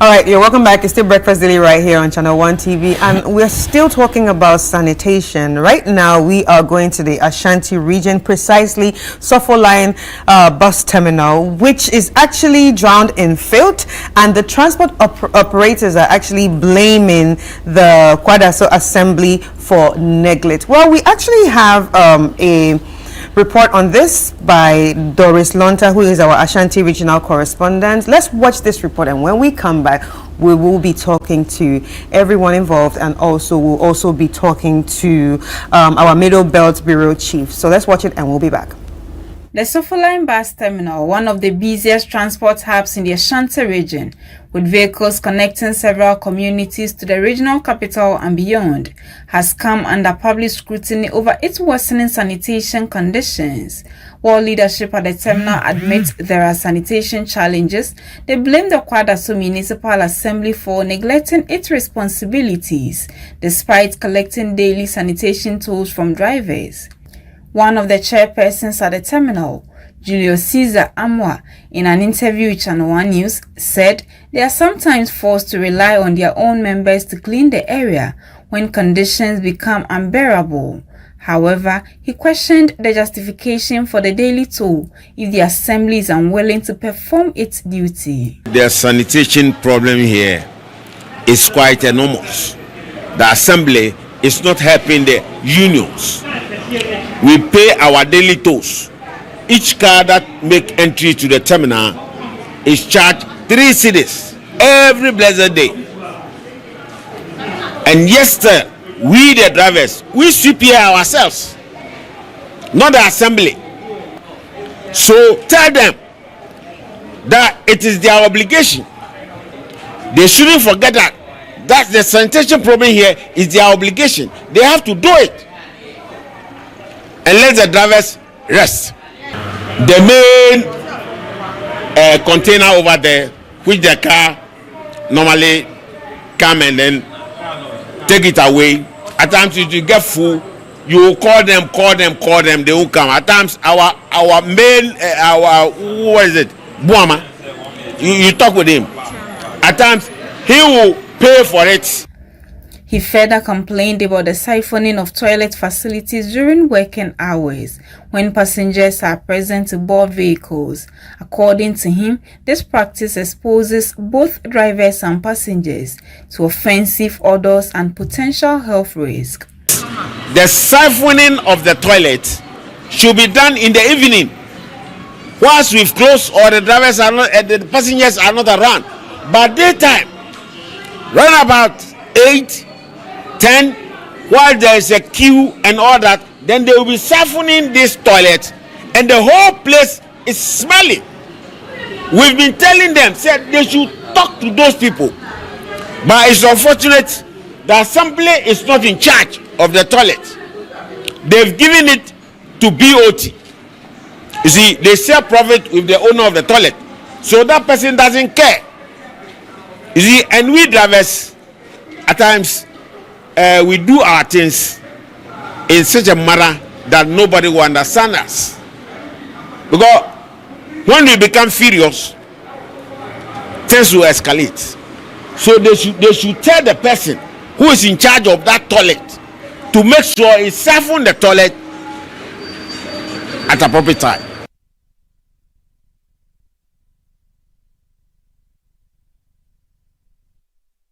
And that's a report by Doris Lonta. And we have Hafiz Tijani, who's on the line, and he's our Middle Belt Bureau Chief. And Hafiz. Yes, Chris. Hi, how are you? I'm well. How are you too? Thanks for asking. I'm fine, thank you. So we just watched the report right now, and of course we can see how peeved that man was. It seems like they've been doing what they have to do when it comes to contributions, but the assembly is not still taking care of the place. What is the situation at this point, and what have you heard? Well, so this is not the first time we have done a report here at the Sofoline bus terminal. This is the second of follow-up reports we have done just to get the authorities to come in and manage this situation. So you heard Doris mention in that report that this bus terminal is one of the busiest. So over 100 communities, passengers and commuters come to this place to board vehicles to their various destinations. So you put Sofoline bus terminal in the middle of the compass, so the vehicles that go to communities within the Ashanti region and Kumasi metropolis and also parts of the other municipalities and districts, the Sofoline interchange, or the Sofoline bus terminal is in the middle, and then drivers go to south, drivers go to the north, drivers go to the east, and others go to the west.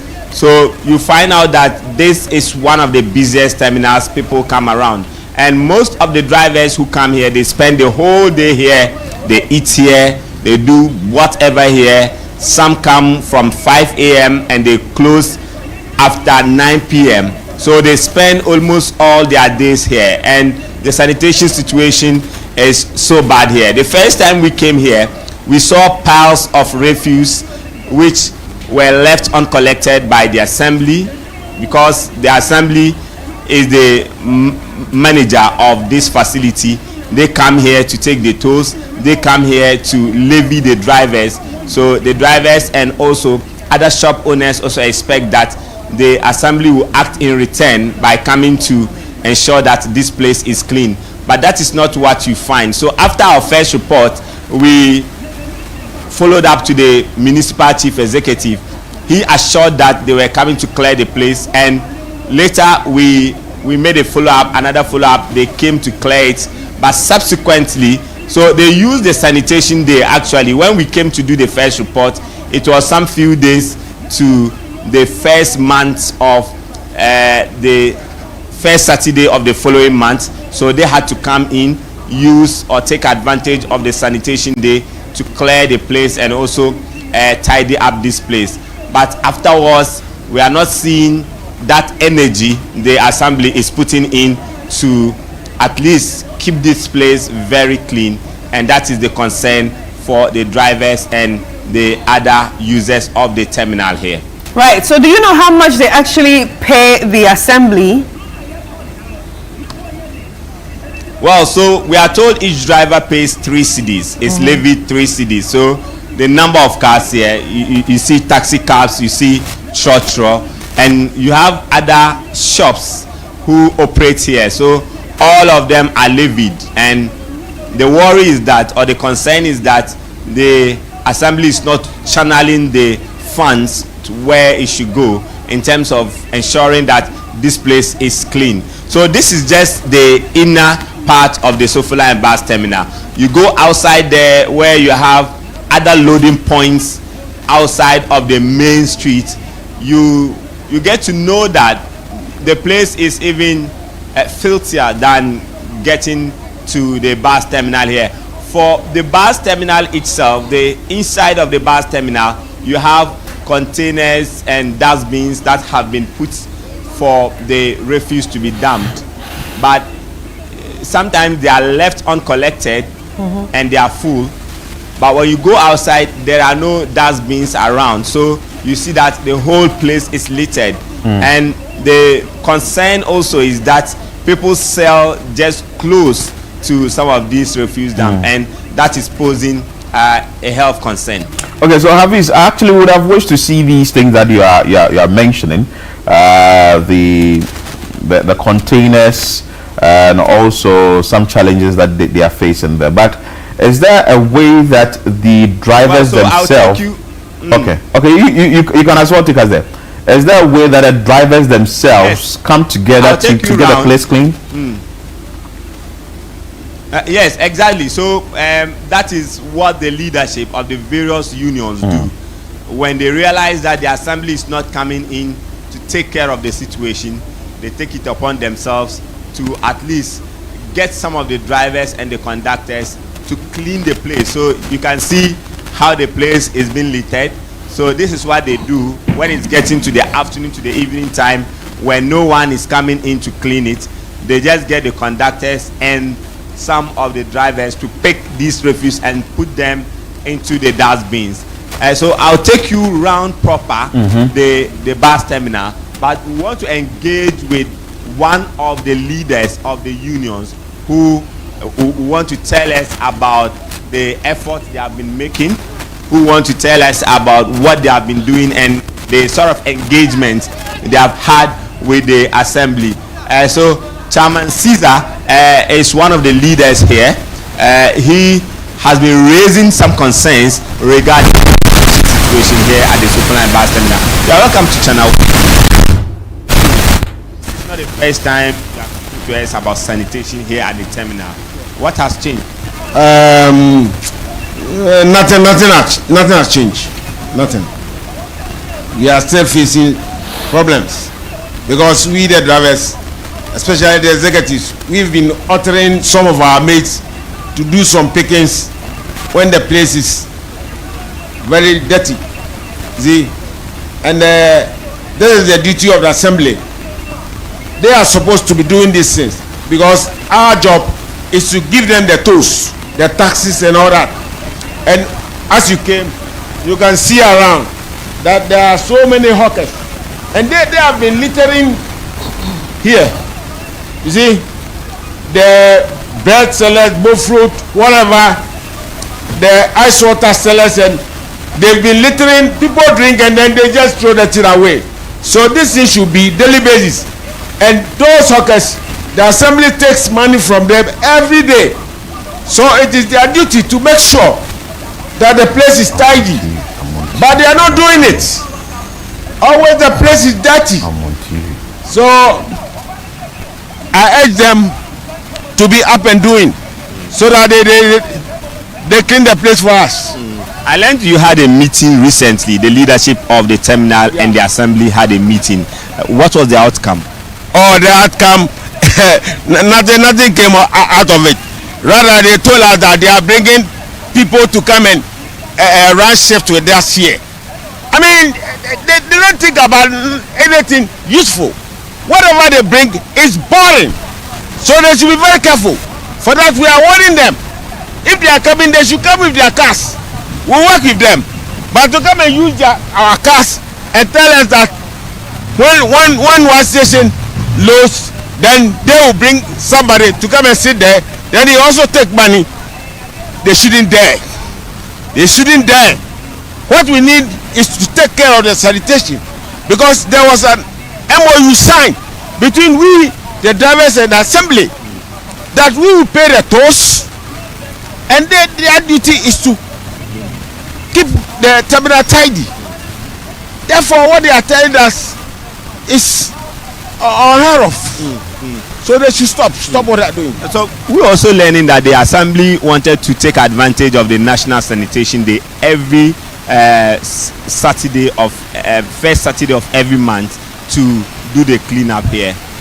Is that going to solve the problem? Actually, it will solve the problem. And this sanitation day, when they come, it's we the drivers, we help them to clean up the place. So I don't see anything better coming out from this. What we need is they should bring their workers, the sanitary inspectors and workers, so that they come and sweep the place every morning as they collect our toast daily. They should come and do that daily and stop what they are doing, that sanitation day and what. No, it will help. It will help. So going forward, how do you see the assembly coming in, and how should they tackle the sanitation situation here? Oh, actually, we will be happy. More especially, you see, we've got a toilet facility here, and it is worrying us a lot. This toilet facility, you see, almost we work like 24 hours. 10 o'clock, you find some people here. 1 o'clock, people are here. But by 9 o'clock, these toilet facilities, they've all gone. They've closed. You come in the morning and you see people are defecated around the area. But they don't come and sweep in the morning. So we, the drivers, will take upon ourselves to be cleaning these things. It's not good for us. Then we are heading towards a public health concern. Sure. It's exactly that as you are saying. Because you come in the morning, the whole place is stinking. You see? So the assembly should be up and doing, so that they help us keep the sanitation here very well. So are we going to see subsequent engagement between the leadership of the driver unions here and the assembly?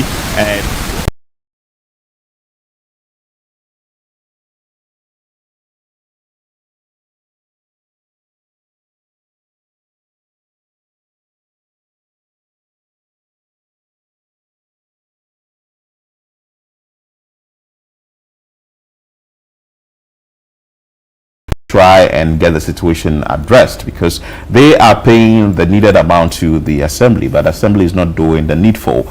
So the big question is, who is taking the money? Who is supposed to work? How is this going to be worked around? Are we only going to use the National Sanitation Day to fix this situation, or we need a lot more to be done about this situation?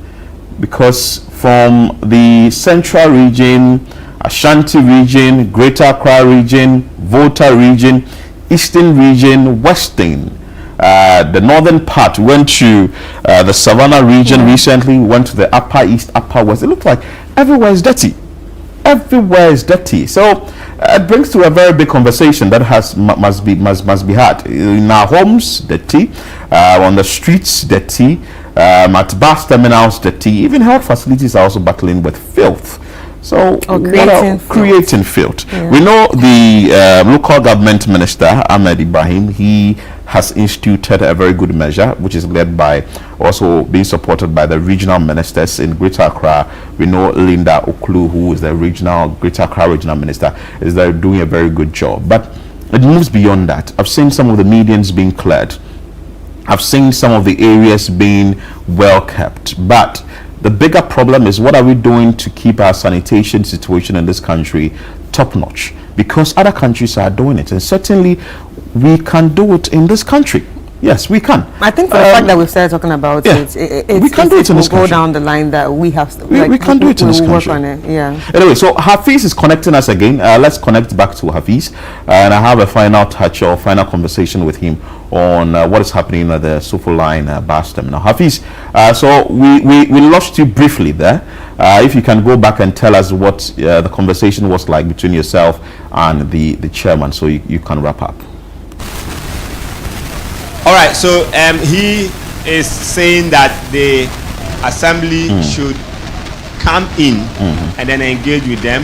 They want the assembly to put some people here designated for the bus terminal, the cleaning of the bus terminal every day. This should be an everyday affair.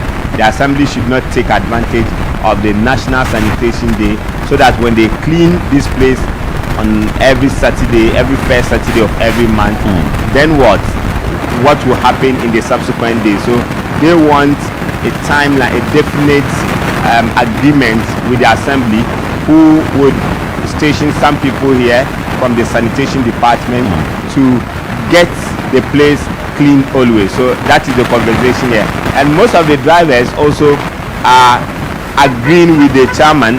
They say that the sanitation situation here is getting worse, and the assembly must do very well. the assembly must be up to task in ensuring that they clear the sanitation mess here. Okay, Hafiz, thank you so much for your time. So Hafiz Tijani is our Middle Belt Bureau Chief, and he has brought us extensive report of what is happening at the Sofoline bus terminal. But another issue is that if the government can't do it alone, engage the private sector. That is why there are private sectors. Monitoring and evaluation can be done to see how best this can be done. And please, you would have to invest in sanitation, because like I indicated earlier, that particular fish that is being smoked in the Walantu community, where they are battling with poor waste, that is liquid waste management from the facility that has to do with the Kasoa Polyclinic, may end up on your plate, and you don't know which facility you'll be at or how you are going to battle with that health situation. Because if we do not work around it immediately, the end game will be that we will all be affected. So the government has a role to play, individuals do have a role to play, and also private sector also has a role to play. We'll take a quick break here. This is Breakfast Daily here on Channel 1 TV. We'll definitely bring you more after this break.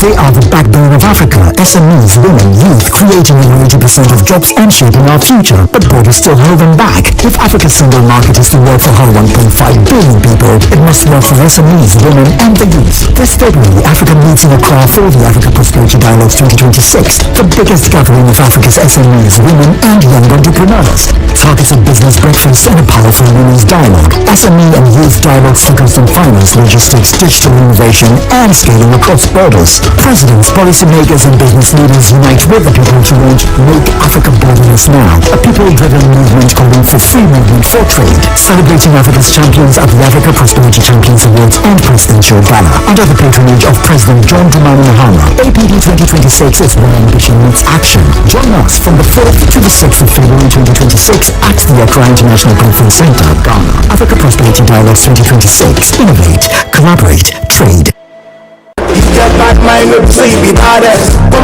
Rubia, say dear, yes, economy Yankasa, Enti, Kanena, Bosili, Med Demu Yashem, Nina, Akem, a Nasbo enterprise. As a big control say, what's in fear ye? We hear POP ceiling papa, what many design, plasterboard installation, TV unit design, a Kasering Kitwa, and Talent a Hudwina, will be carried meat at the amount. Afi, was also painting, into a derby was here, with Fred and Nasbo enterprise.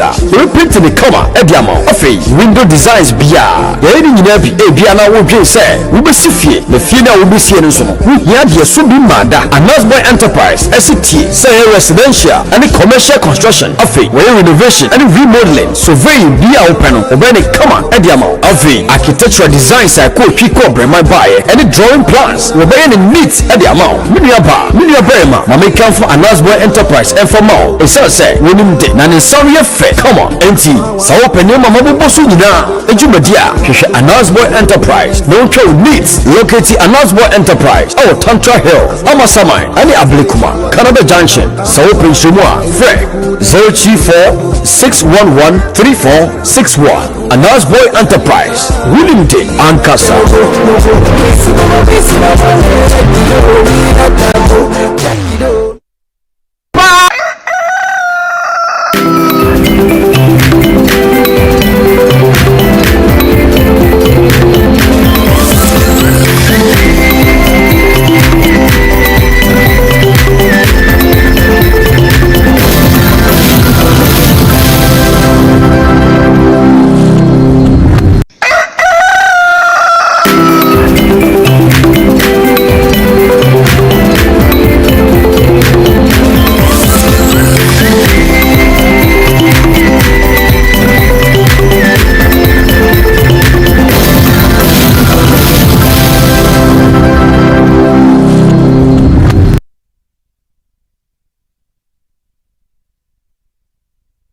You're welcome. This is Breakfast Daily here on Channel 1 News. There is a breaking story we will bring you now, and that has to do with the Kpandai polls, and the Supreme Court has quashed the Tamale High Court ruling on the Kpandai polls, and the Supreme Court has, by a 4-1 majority decision, quashed the judgment of the Tamale High Court that annulled the parliamentary elections result in the Kpandai constituency. The decision by the Apex Court overturned the High Court ruling, which has set aside the outcome of the parliamentary contest, effectively restoring the status quo prior to the annulment.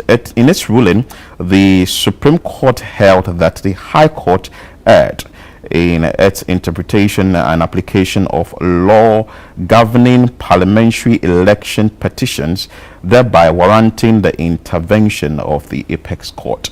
We have in studio our head of political and current affairs here, Fred Tetejabano, to help us understand what this means, and we further have further conversations on the show with our correspondent in court, that is Hansen Ajiman. Fred, thanks for joining us here on Breakfast Daily. This is the breaking news that is coming in, but what does it mean? What it means is that what the status quo in Parliament is what is going to remain. The MP for Kpandai, Matthew Nyindam, would continue to remain a member of Parliament. Why will he continue to remain a member of Parliament? I'm sure people will be asking. So you recall that late last year, somewhere in November, the High Court made a decision to declare null and void the elections in Kpandai in 2024. This followed a petition, or this came after a petition was sent to the court, an election petition challenging the results of the 2024 Kpandai election. So the petition was done by the NDC candidate. Yes, then. the candidate who lost the last time, Daniel Wakpa. That's his name. It looks like you really know him well. So Daniel Wakpa sent this particular case to court, challenging the results of the elections. His argument was that some of the constituents, some of the polling stations, did not have the original sheets, and the collation was not done according to what the law prescribed. So he wanted the court to annul a number of the polling stations. So his request to the court initially was not for the court to annul the entire election. He was asking for certain polling stations results to be annulled. But in the ruling of the High Court decided to annul the entire elections in Kpandai in order for a rerun within 30 days, which 30 days would have been 31st December 2025, last year. But before that by-election could even take place, the MP now filed an appeal, whilst the party led by the party's director of legal affairs, Gary Nimaku, went to the Supreme Court to challenge the ruling of the High Court. So when it was challenged at the High Court, the Supreme Court now decided to even put on hold first the holding of the by-election.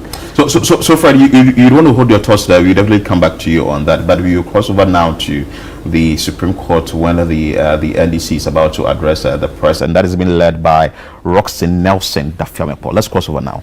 The court has just given its decision in the Kpandai matter. Is to the effect that the decision of the Tamale High Court, the Commercial Division, presided by Justice Brew,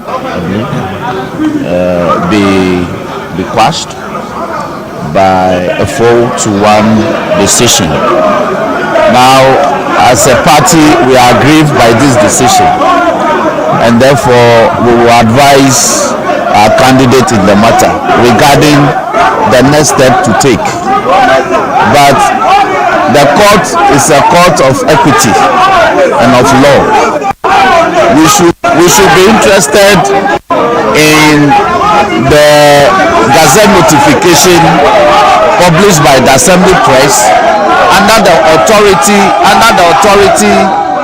of the Electoral Commission that was brought to Parliament for which people like me were sworn in. That cannot be a gazette that will be discounted by the court because it's a public document. The NPP cannot benefit from that gazette notification and come to court and say that that is not the proper document. You see, the NPP, when the Tamale court gave their decision in our favor, they called the court a kangaroo court. Today, when they got the court decision in their favor, they are singing the praises of the court. But we are law-abiding. We want to urge our teaming supporters, both here and in Kpandai, to remain calm. This is not the end. This matter is not the end. The ruling of the court will be filed according to the court's own decision by the 6th of February. When we obtain the ruling, and that's the certified true copy, and we study it, we advise ourselves. There's a review option. So this matter is not ended. It's not ended. It's not ended. Nyindam shouldn't think that it is over. All right, thank you very much. Think that it is over. It is not over. All right, thank you very much. So that is Nelson Dafiamako. He is the NVC's the majority in Parliament. He says that they may consider the option of review. Let's see if we can speak to some representatives of the New Patriotic Party. The General Secretary of the party, Justin Frimpong Kodia, he was in court, and we'll be hearing from the NPP. But the news here is that the Supreme Court has quashed the decision of the Tamale High Court, which means that Martin Nyundam can now return to Parliament. No. Congratulations, we have a spokesperson who will speak on our behalf. But all that I want to hear from you is congratulations to him. I've just pressed the man for nothing. So the news we have this morning is that the Supreme Court has, by a 4-1 majority decision, quashed the Tamale High Court's decision annulling the Kpandai results. We are yet to hear from lawyers for Matthew Nyindam. Present in court representing him include Gary Nimako, as well as congratulations to you and the team. What do you make of this 4-1 emphatic decision of the Supreme Court? Thank you very much. I think that the Supreme Court has spoken emphatically that the decision of the Tamale High Court was made without jurisdiction, and so the court has quashed it and is hereby quashed. So Honorable Nyindam still remains the MP of the people of Kpandai, so equally still maintained.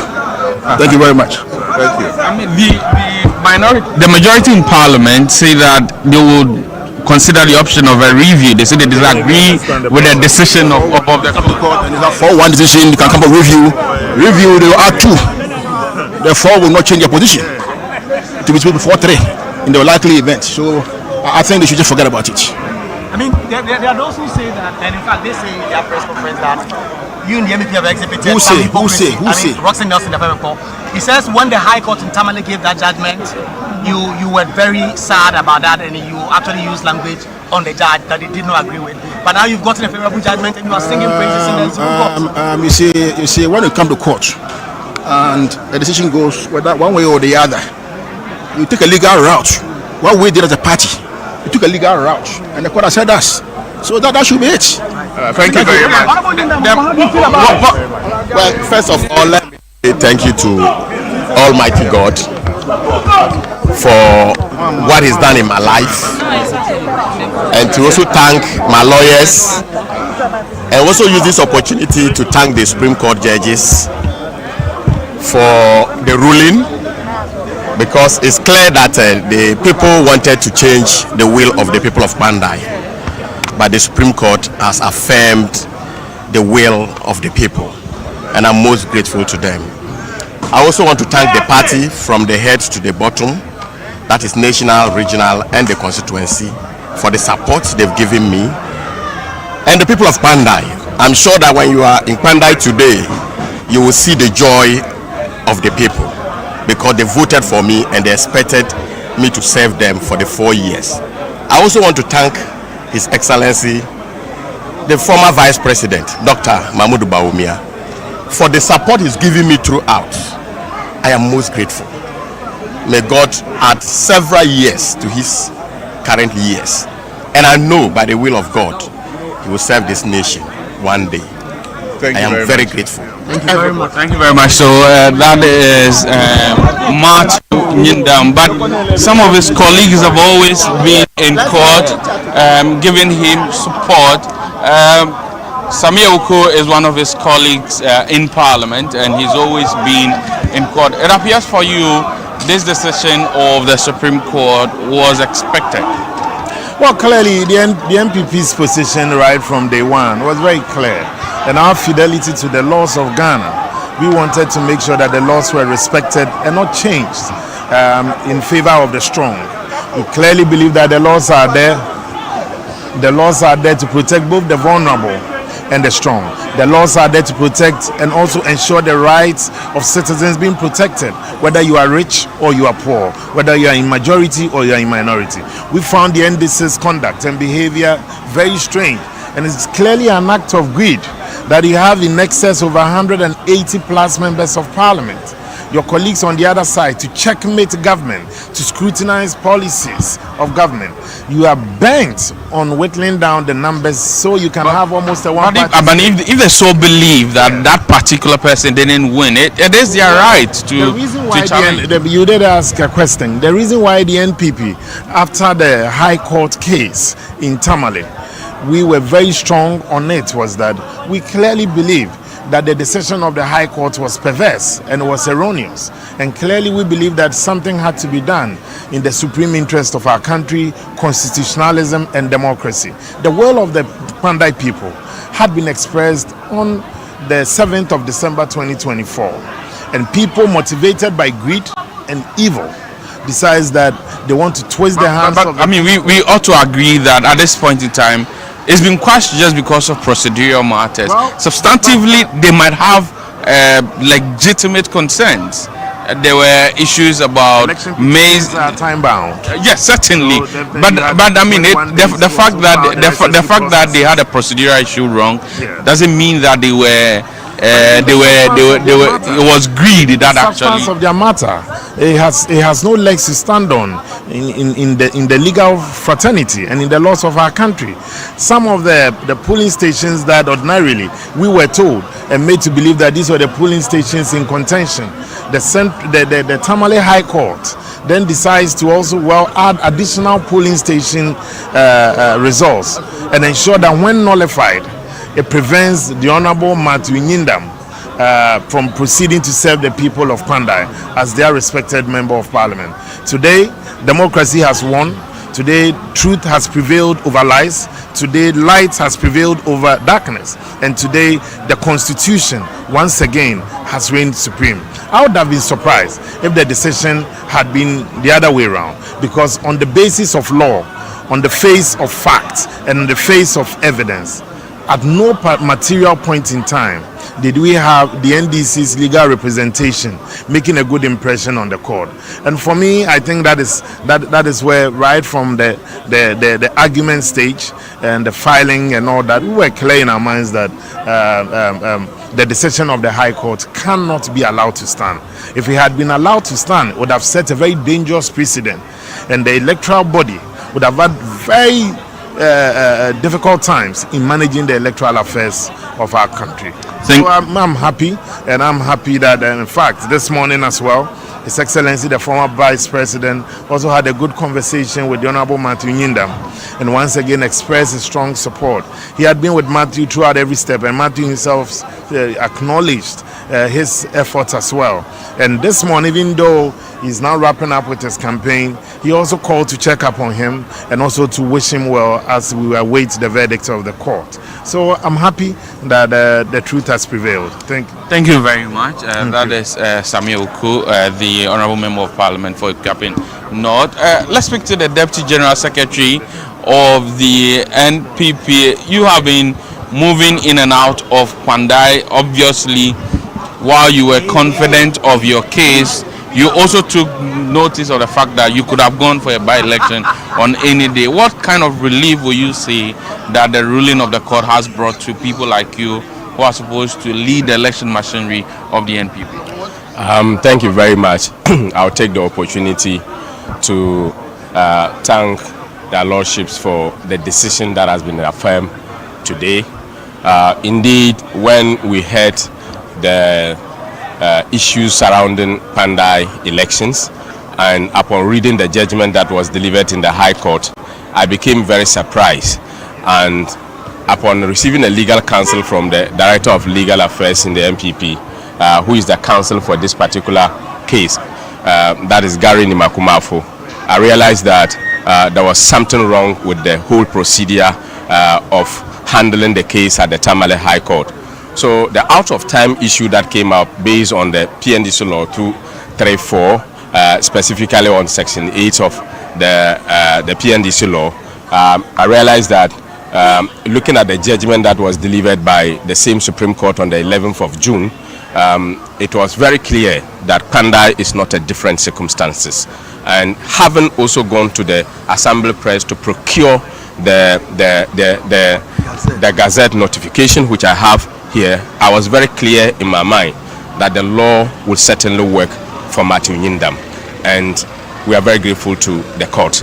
Certainly with that particular issues and readings from the court itself, we knew very well that there will not be any elections in Kpandai, and that was why I was very certain and continue to impress and tell the media that we are not putting on any people. Nobody in Kpandai was campaigning, because we know the law will continue to be the law, and that is why we dwell so much and provided enough basis and stance, and our lordships agreed with us on those particular circumstances. In the case of the Kpandai, in the case of the Akwetia, it was 4-1, the same person dissenting, and this one, the same person descended. So I believe that the rule of law will continue to prevail, and we advise the NDC, most of the times it's not everything that you should be making noise about. There are sometimes they should look at the legal ramifications, and they should not think that power is going to stay with them forever. The power will change, and I believe that we want to have a very strong opposition when we get back to power in 2029. Thank you very much. And so you have the Deputy General Secretary of the NPP. The Electoral Commission was the second interested party in this matter. Let's see if we can get a minute from Mr. Fred Tete. We know obviously the Electoral Commission, an independent body in this matter, the directive is that you won't hold any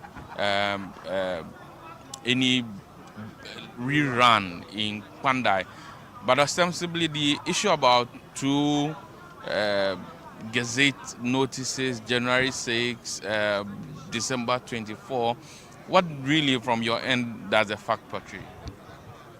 Well, from our role in terms of the coming to the court was to present the facts, and the fact that we presented is per the gazetted results.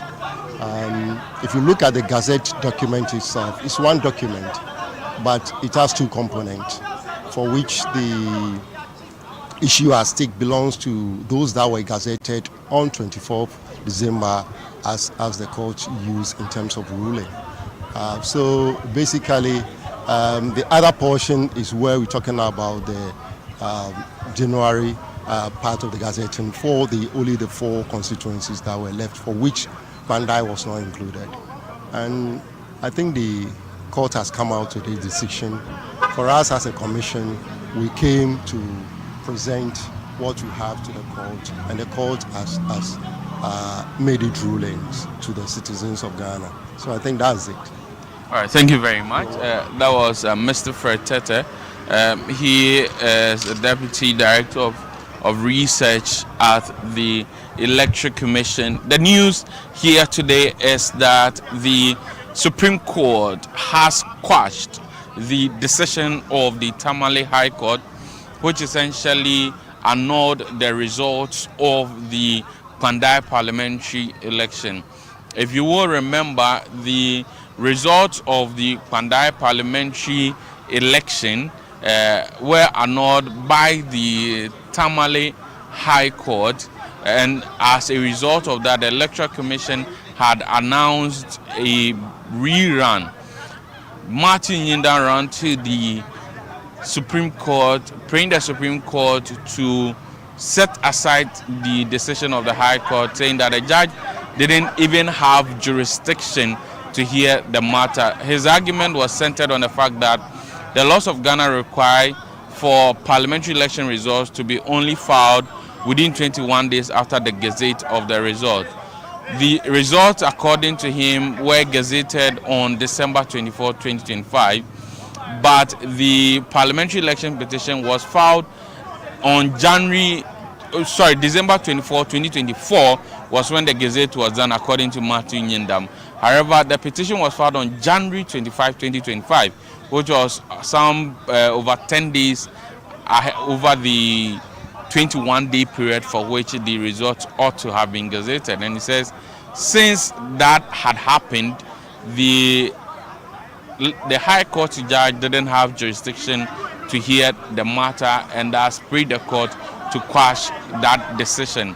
The arguments were heard, and the Supreme Court set today, January 28, to deliver its ruling by a 4-1 majority decision.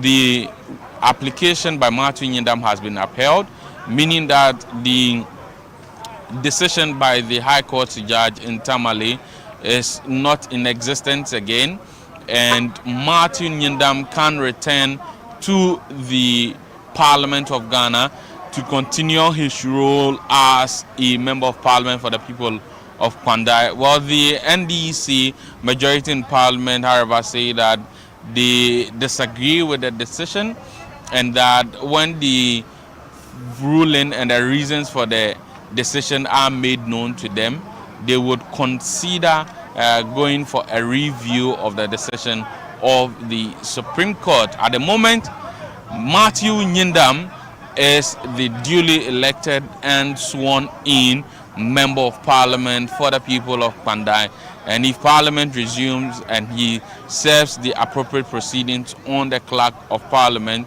his name will be duly noticed as the member of Parliament for the people of Kpandai. Hansen Ajiman, thank you so much for that in-depth detailed reporting, and that is coming from our court correspondent Hansen Ajiman, who actually spoke to a number of individuals there at the Supreme Court, spoke to the EC, spoke to Samuel Ku, spoke to Haruna Mohammed, spoke to the NDC side, that is the majority side in Parliament, Nelson Roxon Davenport, who spoke on behalf of the NDC. We also had the MPPs talking. That was Gary Nimaku, who is the lead counsel, and also the man at the center of the whole issue or the whole conversation, that is Matthew Yindam, also spoke. But Fred Tesijabano is still with us here. I'll quickly read so we can wrap up the show. We spoke about procedural issues for which may have led to this. Can you let us understand what really what went in there? So this decision of the court did not go into the substance of what the NDC candidate sent to the High Court.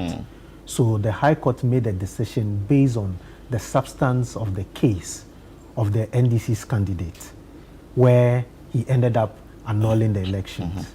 But the Supreme Court's decision was not on substance of the case brought by the candidate of the NDC. The Supreme Court decision was on procedural matters. So the MPP, led by its legal director, went to court to tell the court that the High Court had no jurisdiction to sit on that case because the case brought by the NDC candidate was filed way beyond the 21 days which the law spells out for parliamentary petitions to be filed. So the law is very clear. When there's an election, parliamentary election, it's ended. The next thing is for the results to be gazetted. Once it's gazetted, you have 21 days for within which you can file a petition. Okay. So you cannot file the petition before that 21 days, yeah. or after that 21 days. What happened is that the NDC filed this particular matter after the 21 days. And the Supreme Court is saying that based on this, you've gone out of the time frame given to you.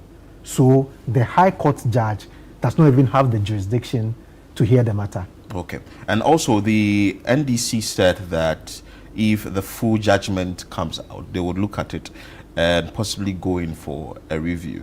But Gary Maku also indicated that even a review is just going to give the like 4-3 stance on that. Explain that to us. So when a decision is made, any party has the opportunity to go for a review. At the Supreme Court, it's not called an appeal, it's called a review. A review. So you have the opportunity to go and review the court's decision. But this is how the court is set up. The court is always set up with an odd number. So you have 5 judges, you have 7 judges, you have 9 judges, you have 11 judges. That's how the court is set up. When there's a review, 2 more judges will be added to the current 5, making 7. In this particular case, it is a 4-1 decision. That makes it 5 No, judges. I mean in this particular case here, 4-1, so that's which is 5. Yeah. So when there's a review, when the NDC decides to go for a review, 2 more judges will make it 7. Will make it 7. When you add that 2 more judges, let's give and take for the sake of explanation and argument that these 2 judges are going to rule in favor of the NDC, which will be 3 in favor of the NDC. So it's going to be 4-3. So the NPP so still you gets still cannot overturn the ruling that of judgment by the original judgment of the court, unless the NDC believes that upon their review, one of the judges who had voted and ruled against their matter will change their mind and rule for them in the review, which hardly happens. It hardly happens. It hardly happens. It hardly happens unless there's a really compelling argument. In my time at the court in all this, I've never seen a judge who has come back and changed his and mind, changed his decision on a review. It has happened before, but it hardly happens. So that's why Gary is arguing that even when there's a review, the numbers will not get the Supreme Court to overturn or change his decision. So could it be that if the full judgment is given today, the NDC can go ahead with a review? Yes, once they get the full judgment, they can now apply for a review.